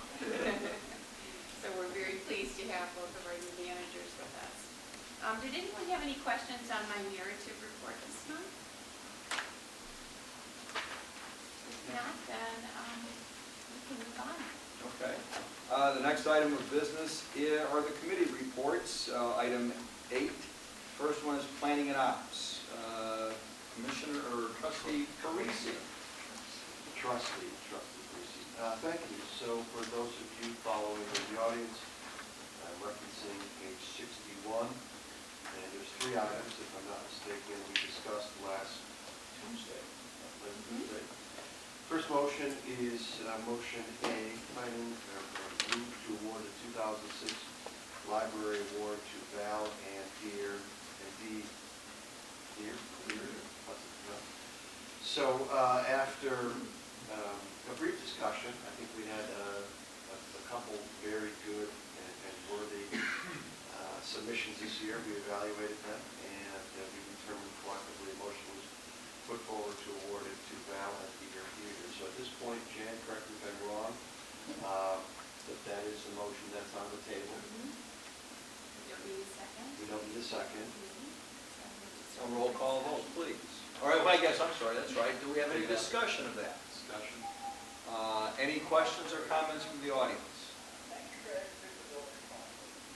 Hearing. I don't think that was on topic, that was irrelevant, will be stricken from the record. Are they here this evening? Roll call, please. Grisna, Yes. Glenn, Yes. Gavrilovich, yes. Foss Egerman, Yes. Reardon, yes. Rayborn, Yes. Parisi, Yes. White, Yes. Egan, Yes. motion passes. Motion passes unanimously. We Excellent. will Thank you. be inviting them to the April board meeting, Perfect. where we will present them with the award. To visit. And I would protocol is some snacks and cakes and Yes, some beverages, Yes. coffee. Yep, all the good stuff, right? So looking forward to that. Excellent. Okay, moving on to item 8B. The second item we discussed last week was a motion to approve policy. There's some payments and monetary donations. And I think, Jane, you took us through referencing page 63, for those keeping score at home. You had suggested there was some changes that we should look at. And I believe those changes have been outlined on page 63 and 64. And the motion was put forward to accept those changes. At this point, if we can, Trustee Michael? I think the motion is to also approve page 65. That one was a separate motion. Oh, it is, I thought, Mhm. the list of here is the same motion. No, I think it's actually a separate one, C, Okay. minus small c. Yeah. Yeah, the next one is on page 62. These Oh, two, got it. yeah, the Okay. two So item 10 and I policies. see 12 are the same motion. Right, and those are just updates I just to, wanted to see my- And Jan, I think you would share with us, these are annual, this is an right, annual we review. do an annual spring cleanup of our policies to make sure everything is up to date, and things like we used to use e-pay for late fees, now we use pro-pay, Right. so our policies are now up to Just date. keeping consistent with the times. Right. And reflecting the here and now. Yes. Excellent. Okay, Trustee Michael? White, Yes. Lamb, Yes. Grisna, Yes. Egan, Yes. Reardon, yes. Rayborn, Yes. Parisi, Yes. Foss Egerman, Yes. Gavrilovich, yes. Motion passes. The third to last item is there's a motion to approve policy IC-15, business organizations in the library as revised. So again, referencing pages 65 and 66, this was a policy that had been put forth and approved 2 months ago, if I'm not mistaken. And to avoid confusion or provide additional clarity, we discussed on page 65 the area that is currently in blue and red, and it was determined after considerable conversation that we would strike the area currently noted in red, lines 2, 3, 4, and 5. Motion was passed. At this point, we'd like to take roll call. Well, actually, I think we should probably, because this is something that has been a very significant concern to the public, we should probably see if there's any public comment on that. Actually, I think, Trustee Chisholm, before we do that, if I could suggest, I think we had also asked that the attorney comment on this. Yes, and actually, the email that Jan got from the attorney, Adam Simon, said that he would suggest a revision that relates to the definition of meeting. And instead of the definition of meeting as identified on page 65 of the packet, he would replace that with the definition of meeting as follows. Meeting shall be construed as a gathering of 2 or more people for the principal purpose of a business organization providing services in person on library premises. In person. So the words "in person on library premises" would be added to the text that appears on page 65 as the retained text. So procedurally, you are making a recommendation to modify. I would move to modify, I would move to amend the motion to reflect Adam Simon's suggested changes in language. And I ask for a second on that. Second. And then, is there any discussion, board discussion on that? I have some discussion. So I know that I missed the cow last week, but I read this, and if the difference, and what we're trying to accomplish here is to distinguish a professional business person from providing services from a nanny. There's more efficient way to do this, I think. I know Adam may know better, and I'm going to defer to his opinion here, but it says meeting shall be construed as gathering to more people for the purpose of a business organization providing services. And a business organization is anybody providing business services. So a meeting is a person who provides services providing services. So how does that distinguish a lawyer, a real estate, or a nanny from a nanny? So to me, I mean, the easiest way to do this is just say if the primary purpose is custodial care of a minor human being, of a minor, that is nannying or babysitting, because the primary purpose of a nanny is to keep that person safe, clean, make sure that, the education part, of course, is incidental to the custodial care, but you're in charge of that person, keeping them safe, keeping them fed, taking them to the bathroom, and of course you're going to read to them and play to them with them and educate them, but when you hire a tutor, the primary purpose is not custodial care, it's to educate them in the subject of history, not to all the other things you would do. So I don't know why we just don't have custodial care versus professional services. That takes care of it. To me, saying a meeting is two or more people, business organization, which is anybody providing a service, that doesn't solve the problem to me at all. I think the intent of this was to say, or was to focus on the fact that they were providing services on the premises. So it wasn't, again, I'm reading into this, my interpretation of this is that it wasn't intended to be a redundancy, but a qualification. But to your point, I don't know if it serves the purpose that we're looking for. I do agree with that. It's not the locality of it, Right. it's the nature of it, it's the primary purpose of what the paid service is. So if I was there and I was watching somebody for 2 hours and I brought them in the library, I mean, they have a point, I mean, it's a straw man, because we all said that this policy wasn't applying to me, so it's a straw man to fight the policy because you don't like me. And that's fine. But really, if we're going to make a distinction, the difference is primary purpose of the hiring is custodial care and the education is incidental to that, if you're nannying or babysitting, versus any other kind of business, which is obviously what we have in this policy. But I just don't know why this language is so imprecise. I agree. I brought that up last week in your absence. I'm not an attorney, and I think we should stay in common language. I will defer to the attorneys in the room. That's my concern. I have to, I'm going to agree to, now being an attorney, but I do understand this better than before. I think it is very confusing. Any other comments by board members?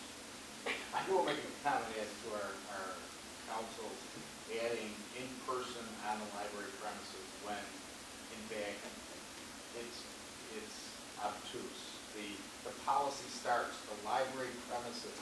Where else would this meeting take place or apply if it wasn't on the library premises?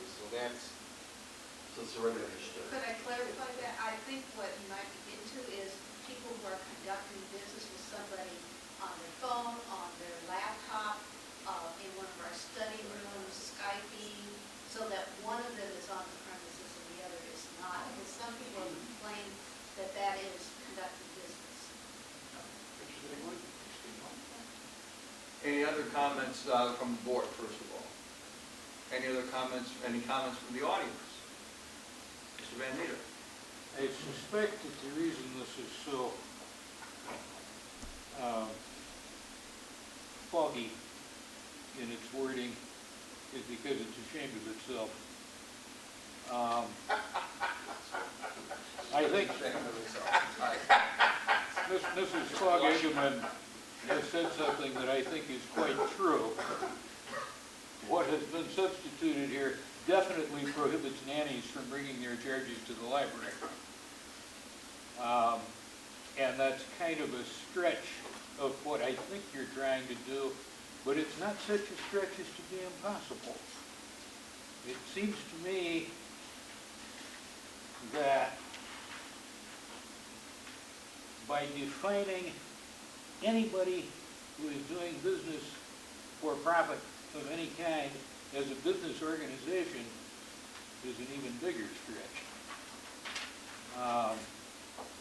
As you know, I strenuously disapprove of the entire idea, which I think is supported by only a small minority of the library users of Park Ridge. I think the policy was put in place more on ideological grounds than it was out of any concern for the usefulness of the library to the taxpaying citizens of Park Ridge, a category that includes most of the tutors we're talking about, and virtually all of the students. Why is it that they are prohibited from enjoying the fruits that their taxes have brought? But again, I do absolutely agree with Ms. Foss-Egeman. The thing definitely prohibits nannies from coming to the library with their charges. Any other comments? Yeah. Okay, a roll call vote on the amendment, which is to adopt the in-person on library premises addition proposed by Attorney Simon. It's not on the motion, on the main policy change. It's simply on the amended portion. Everybody cool with that? Mr. Reardon? On the amendment to adopt the attorney's recommendation. Right, which are the 5 words in person on library premises. Okay. You proposed that, I second it. Egan? Yes. Lamb? Yes. Foss-Egeman? Yes. Rayborn? Yes? Now I'm confused. This is why I'm saying this, are we gonna have a chance to come back to getting something more around that custodial Yes. care? Yeah. Okay. Then let me say that with more certainty. Yes. Adequate. Yes. Yes. White? For the same reason as. You do the same look at me, okay. Strenuous. Grillovich is absent. Parisi? Yes. And Reardon is yes. Now, at this point, we have the policy as it appears on pages 65 and 66 with the amended language included. Can I move to another one? Yes. Of course you I may, all right. So, under the definition of business organizations, and I'm just coming up with this impromptu here. Why, at the end, why don't you start out with what not intended? Yeah, that's one way to handle it, yeah. Or not including, take a stab at it, time. I was gonna say goods and services to consumers, regardless of whether, and not solely, But it's not intended to not apply solely for to, the purpose of providing custodial care to another individual. but you know what, the only dodge of that, of course, is that some tutors will say, well, I am providing custodial care even though my client is 16 years old. So Well, when you're thinking in terms of nanny or whatever, are you thinking in terms of minors under the age of whatever?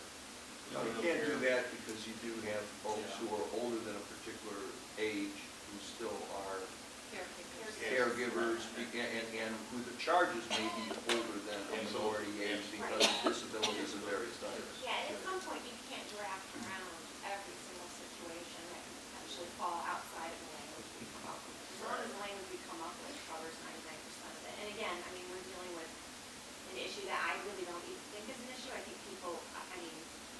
any layperson walk around the library and say, that person, without even coming to 10 feet, that person's in tutoring, that person's providing real estate services, and that person is managing. No problem. I think our staff, the application of this is no problem, but because it's been raised, I think we've come up with some precise language that solves the problem once and for all. Because this to me is just too So if you want to say, but not intended to apply to nannies or persons custodial, Yeah. providing custodial care? Yeah, who's Primarily, you who said. primarily provide There's- custodial care. I mean, something along that line. Yeah, just say it. You just okay, hold on a second. Okay, so let's, if we go to the definition of meeting, shall be construed as a gathering of two or more people for the principal purpose of a business organization providing services other than custodial care. Services, not including custodial care. Because we said principal purpose.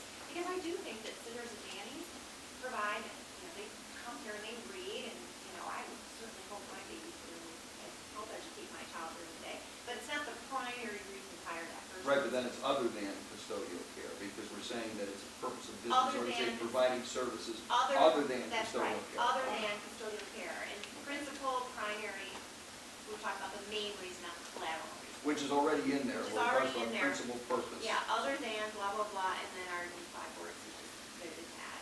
Okay, but not intended to apply to persons primarily providing custodial care. Well, no, I don't think we need all that. If we Okay. look at the definition of meeting, meeting shall be construed as a gathering of two or more people for the principal purpose of a business organization providing services other than custodial care. You could say other than custodial care, such as a nanny or babysitter. We don't need to, but it balances numbers. Sometimes you need that, even duct tape you need to add on. And because I want those kids in the library. I want there to be. So trustee Trish, that even if we agree on this language tonight, can we still vote on it, or Yes. does it have to go forward?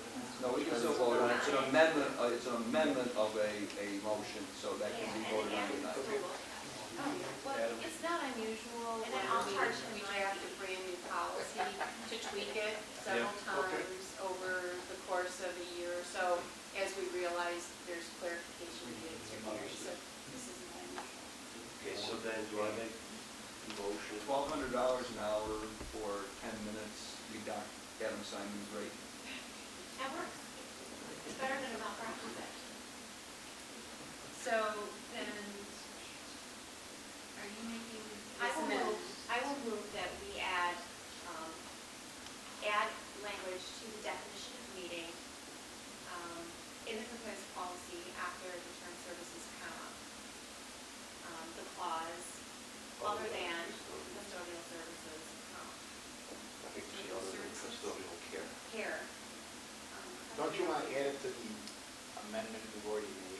We already made that amendment. So now you're going to add it with a comma, Right. so it's follow Such as a that. clause, right, yeah. Follow the in-person on library premises, comma. In person or library premises, period. On library premises. Oh, okay. Yeah. Does everybody now understand, everybody on the board understand? Can we read it one more Okay, time? one more time, we're talking about the definition of meeting. In the second paragraph, meeting shall be construed as a gathering of two or more people for the principal purpose of a business organization providing services in person on library premises other than custodial care. You all good with that? Okay. I have a question. Sure. Being that it's on the record, I've been against this policy from the beginning, previous vote of that office, which is that I need to change that to an extension. I don't know how we go about doing it. I apologize for that. I think you can do that right now. I don't think there's any reason not to use, we're still in the same session, so it's not like we have to. Okay, sure. Thank you. Okay, yeah. So trustee Reardon, at this point. Do you have a second? I second. Okay. Any discussion by the board? Any comments or questions from the audience? Sorry, why are we accepting names now again? I believe it's because there was a question of whether nanny services could be viewed as a business being conducted at the library. Well, it is. No, it's not. Because It's the because same argument with regards to the light and the air and the ocean. no, because nanny services are being conducted, if someone is serving as a nanny for a 6 or 8 or 10-hour day, they're conducting their services everywhere that they are conducting them. It's not principally directed to the premises of the library. They are acting effectively as a parent, in lieu of the parent. And so they are not acting, their services are not being rendered exclusively on the library premises. They're being rendered wherever it is that they render the services, whether it's in the home, whether it's at the grocery store, whether it's at Panera or whatever. So that's the distinction. Yes? He is, of course, quite right. A nanny bringing her charge to the library is conducting business under your definition, conducting business, and is a business organization under your definition of business organization. Now, I realize that owing to your intensive legal training, you can filter the English meaning out of all of those words. But not only is the policy ashamed of itself, I think you guys should be too. The idea that tutoring somebody in the library for compensation is against the best interests of the library and the library patrons is absolutely ludicrous and could not be entertained by anybody that had the vaguest idea of what libraries are for. Any other questions or comments from the audience? Has there been a reporting of how much income was received, or is this the wrong time to do that? It's probably, I guess it's probably an agenda item, so sure. It was in the report. Actually, I clicked on the links to that. yeah, I did see it somewhere here.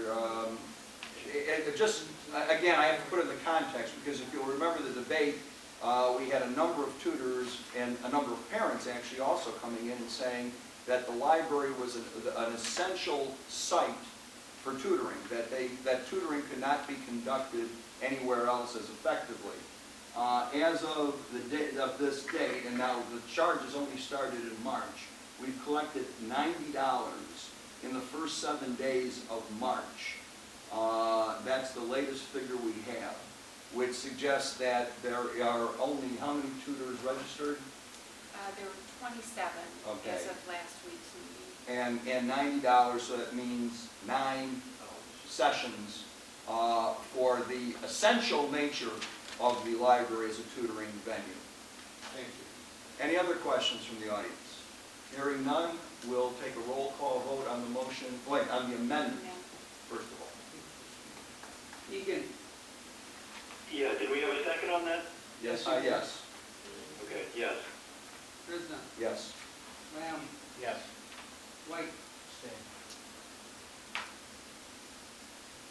Fox Edelman. Yes. Parisi. Yes. Rayborn. Yes. Reardon. Yes. And Gabriel is yes. And now the vote on the motion itself as amended, which does not need a second. Reardon, yes. Rayborn. Yes. Parisi. Yes. Fox Edelman. Yes. Gabriel is absent. White. Stay. Lamb. Yes. Prisna. Yes. Egan. Yes. Okay, that concludes the Planning and Operations Committee. Communications and Development. Trustee Watson. Yes, so, we had our meeting March 8th, 2016. I was absent, but I can summarize the minutes quickly. The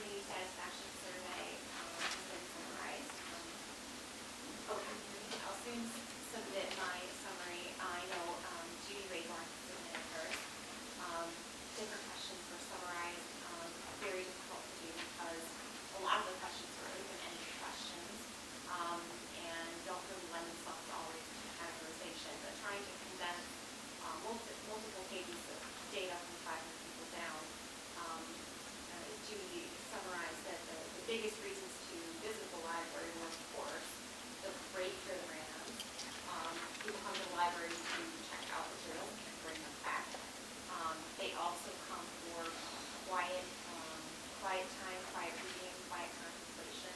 So the library is definitely seen as a place where you can, filter things out and have some downtime, and also use the computers. The next community satisfaction survey is due in April, but the staff has some mandatory state surveys that they have to conduct, so I know you're looking at pushing it. I was wondering though if perhaps we could just append that one question from our strategic plan to the overall satisfaction. The rest of the questions are annual, but that's the one that's semi-annual. Maybe append that to the state surveys, or is it not something that can be incorporated into that? They're not actual surveys per se, they're more, we're tallying how many reference questions we get, we're looking at how many people are using the computers, so it isn't really the kind of survey. Okay. Right, it's Yeah. just that it keeps the staff very busy, focused on those, and it's just a little bit too much to do them all at once. May sounds like a good plan. And Judy thought maybe we might want to look at the questions and see if perhaps there were some things that you could might bucket. want to, exactly. Yeah, and I think that's a great idea too.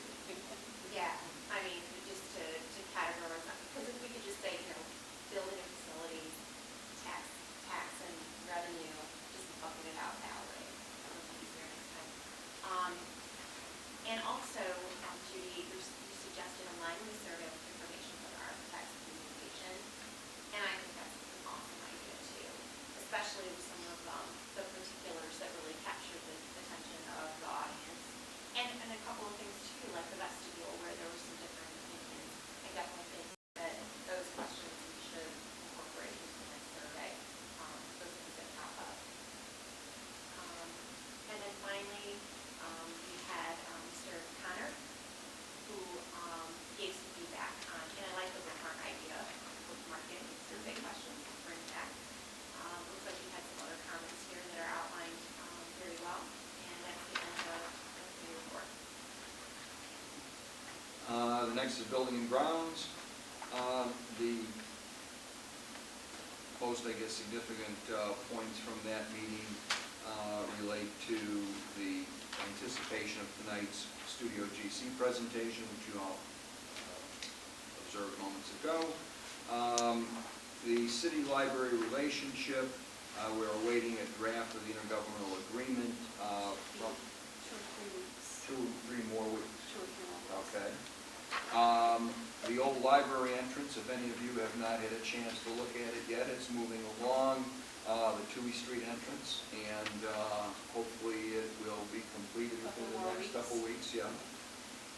And the ground lights in front of the library main entrance are still inoperable, and there is still a discussion ongoing with the city as to whether the city will absorb the cost of replacing those, since it was the city's what would we call it? The beautification project that installed those, and they were either improperly installed, improperly designed, whatever, they have failed. That's a discussion that's still ongoing with the city. That's all I have for building and grounds.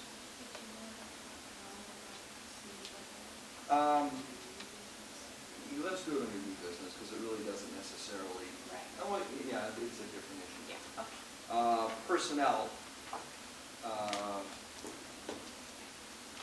Joe, is that you? Oh, okay. It is, yes, I'm here. Sorry, I didn't hear. No, I'm sorry. It was just a question of the personnel committee minutes and what occurred then. Do you want to address those, or should we? My computer chimed out. I got to find it again. Okay, not a problem. Yep. I guess in a nutshell, Jan, we're just going to be pursuing an analysis, a further analysis of personnel utilization and qualifications and job descriptions still. Right. Michael and Jerry have volunteered to work on some of the data that we have. And so outline the 4 points in the minutes that were, after a lot of conversation, these were the 4 points that we said we wanted to work on. So there'll be more information next month. We're planning on meeting on the 30th of this month. Good. Just preliminarily, put some data together. The next item of business is Friends of the Library report. I have no report. Unfinished business, any unfinished business that anybody can think of? Hearing none, new business. Goes to the letter that we recently received dated March 12th from Yukon Construction Company, Mr. Don Eli, related to an alleged collusion involving library board members and the successful bidder for the Windows Phase 3 project. In the nutshell, as everyone who has seen the letter knows, Mr. Ely and his company, an unsuccessful bidder because they did not submit a conforming bid, is suggesting that they were somehow, his company was somehow cut out of the project by virtue of some sort of collusion between, I guess, board members and the successful bidder. Our attorney, Adam Simon, has suggested the possibility of each of the trustees signing an affidavit that would state, in summary, that none of us, or each of us, had no contact with or collusive discussions with the successful bidder. And the suggestion by Mr. Simon was that such an affidavit should be drafted and submitted, first of all, before anybody signs it, to Mr. Ely and Newcon to make sure that that is something that they would accept.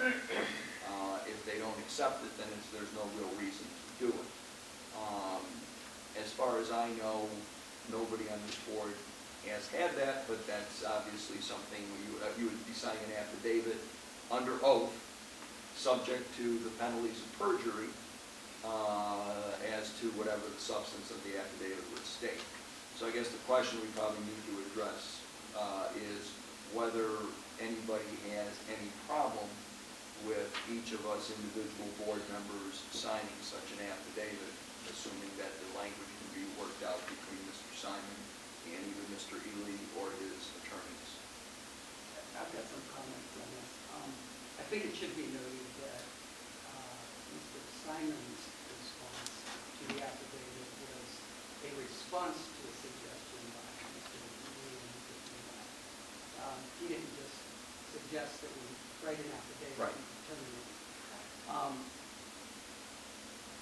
Mr. Ely has said twice that he has information that there was collusion in 2 different letters he said this. And I think if we are to engage with somebody like this, we should ask him to share his information with us. If he truly has information, he should share it with us. I also don't think as a matter of either principle or setting a precedent that we should agree to anything that anybody asks us. Like signing an affidavit just because somebody makes an accusation. I do want to go on record and say I have not colluded with anybody for anything. So my objection is on principle. I would recommend that we send Mr. Eli following year. Nope. No, I just want to make sure that it's clean. It's clean. If everybody agrees with that, yes, I think the letter should say, Dear Mr. Eli, the library trustees do not believe your accusation of collusion has any merit or any good faith basis. They will not provide their personal telephone records or any affidavits. All of the salient facts concerning this matter are contained in the letter of Ms. Van der Kar dated March 7,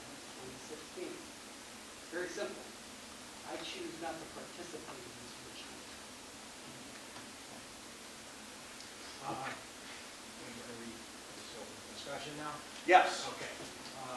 I agree with Mike, and I, on the record as well, no collusion whatsoever. And if I remember correctly, the reason that the bid was denied is because it was improperly submitted to begin with.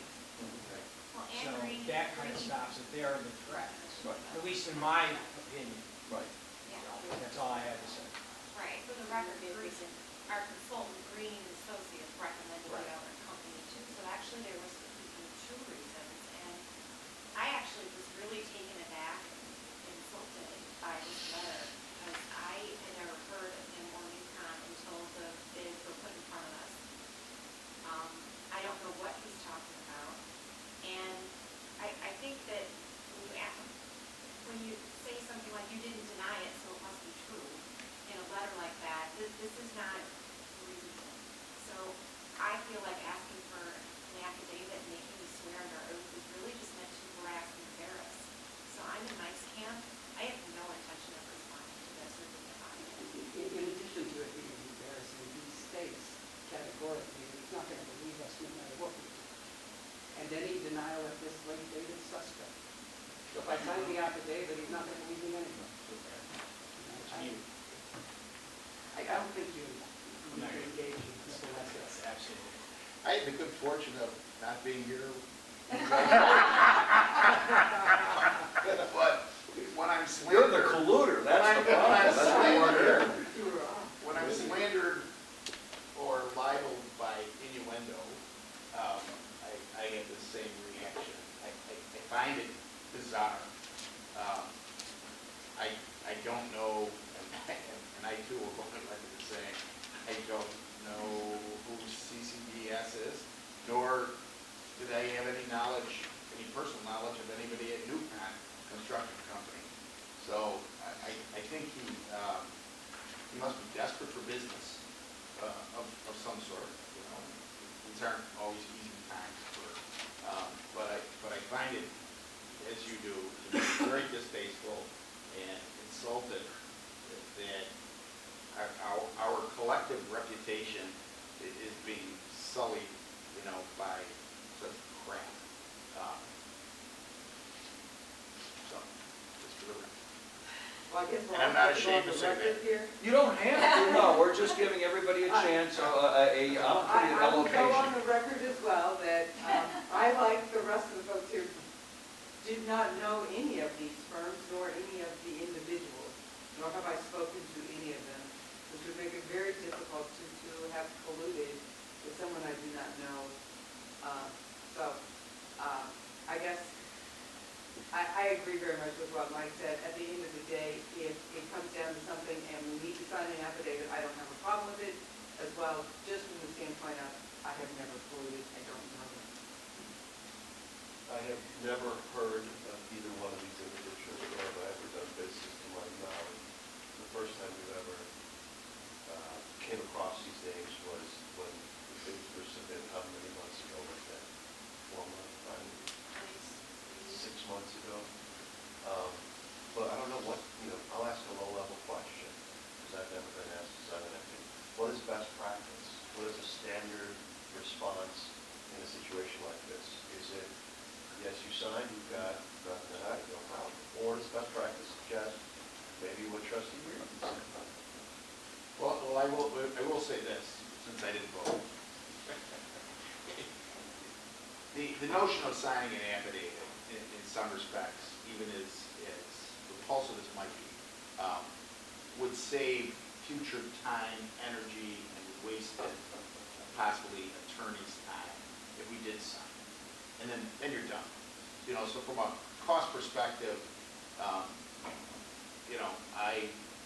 got nothing to hide. I'd sign if I had to. But there is that other issue where there's that principle. People sometimes pay me a lot of money to fight for principle. Now, we're using our taxpayer money. And from that perspective, I would say that, if our attorney recommended that we sign an affidavit to cut it off and be done with it, and not waste any more time, energy, etc., then I probably would sign an affidavit. despite the insult of it. All right, can I weigh in on this one now? As long as trustee Lamb is willing to give you the floor. I am, Joe, go ahead, help us out. Okay, very good. Thank you, Mr. Lamb. Like everyone else in the room, on the board, I don't know either firm, I don't know any individuals, I've never talked to them. I find Mr. Ely and his attempts at somehow intimidating us or, in fact, wasting our time and effort despicable, to say the least. And I, too, on a principle basis, feel that this is just an unbelievable, low-handed, unworthy effort by he and his attorneys. I also suspect, although as far as I'll go, that an affidavit, I feel there could be other motives involved with getting us to sign an affidavit that could be somehow portrayed against any or all of us on the board because of some of the one person he referenced, I think in one of his emails who he spoke to, who I won't go any farther than that. I find that having to go to this and sign an affidavit is something that I'm very much opposed to because we all know none of us did anything wrong in this decision that was actually made by the architects. And this is just a complete and utter waste of time. And now I give the floor to whoever wants to go next. I guess I'm the only person that hasn't commented yet. I concur with what everyone else has said. An affidavit also in this case would basically be an attempt to prove the negative, which as a legal principle is usually suspect on a number of levels. I also, though, can't miss the opportunity to comment that the collusion that is being suggested by Mr. Ely against unnamed members of the board is not dissimilar from the collusion that was alleged against unnamed members of the board in connection with Mr. Giovannini of the academic tutoring organization in our decision to implement the policy. I found that as despicable and distasteful as this hollow allegation. And as far as I'm concerned, I don't think Mr. Ely deserves even the courtesy or the dignity of a response. He says that if he doesn't hear anything in 7 days, he'll do whatever he needs to do. My view at this point is bring it on and we'll deal with it at the time. Does anybody have any other thoughts on Is that? that a responsible, take a look at the taxpayer, potential taxpayer dollar that's involved? Go back to trustee Lamb's point, is that sounds like a logical, emotional, individual response as a steward of the taxpayer, collective stewards of the taxpayer, is that approved financial decision? My personal opinion. Dean, I would say it's a very slippery slope. If we succumb to this attempt, as ill-fated as it is, to waste time and effort responding to these types of accusations, we're wasting taxpayers' money right now. And I don't think we should continue down this road of entertaining this guy when he has nothing. So it just seems to be, listen, this is in the bud right now. Let him waste his time and effort and hire an attorney if he thinks that's appropriate. We all know he has nothing. And I agree with Mr. Trisna. I don't think it's even worth our time to respond to his threat. Let him do what he wants to do and we'll deal with it when he does, if and when. And I've got one other comment, though, that I should have said in mine, just to make sure that everybody understands my position. I don't know Mr. Ely, I don't know Newcon Construction Company, and I also do not know Consulting Construction and Disbursements, Inc., or anybody related to it. So that hopefully closes that loop. Mr. Van Meter. Speaking as a taxpayer, I'm perfectly willing to pay some defense costs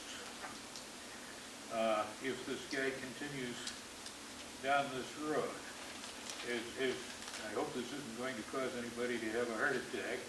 I agree with every single one of you and all you said. Yeah, right. We got it on record. Somebody call 911, Bob just lost it. This is a really transparent bit of attempted extortion. You have my permission to ignore him altogether, even if it's going to cost me money in the end. I do not like the way you guys like to run the library, but I certainly do not feel that any one of you is criminal in intent or action. On that note, I think I move to adjourn. So what is our, We're gonna do nothing. we're not gonna send out. Yeah, 0. Okay. We have a second. All in favor, signify by saying aye. Aye. We're adjourned. Pat, to your point, In honor of my I spent a lot of money on 105th birthday, so it's like, wow. I did. The whole birthday. Your father's 105. Well, he died when he was 91. He was. Today is his 105th birthday. security attorney bill on principle. Celebrate your 100th Yeah, you'll be fine, brother. We'll work it out. Good night, Abby. Good night.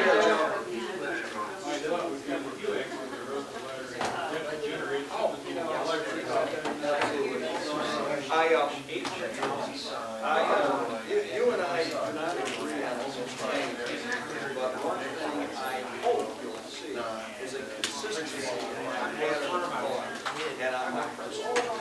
And as far as I'm concerned, and that's why I said, that is despicable. What is the gospel that these other people do with extortion is equally despicable. And it was correct, and to the extent I take it very seriously, because the last thing I would do is ever negotiate with anybody. I never met this guy, he showed up here, every autumn, he showed up here, I talked to him twice, and it was open for him, and that was, and for anybody to suggest that something that was hooked up with him is absolutely horse.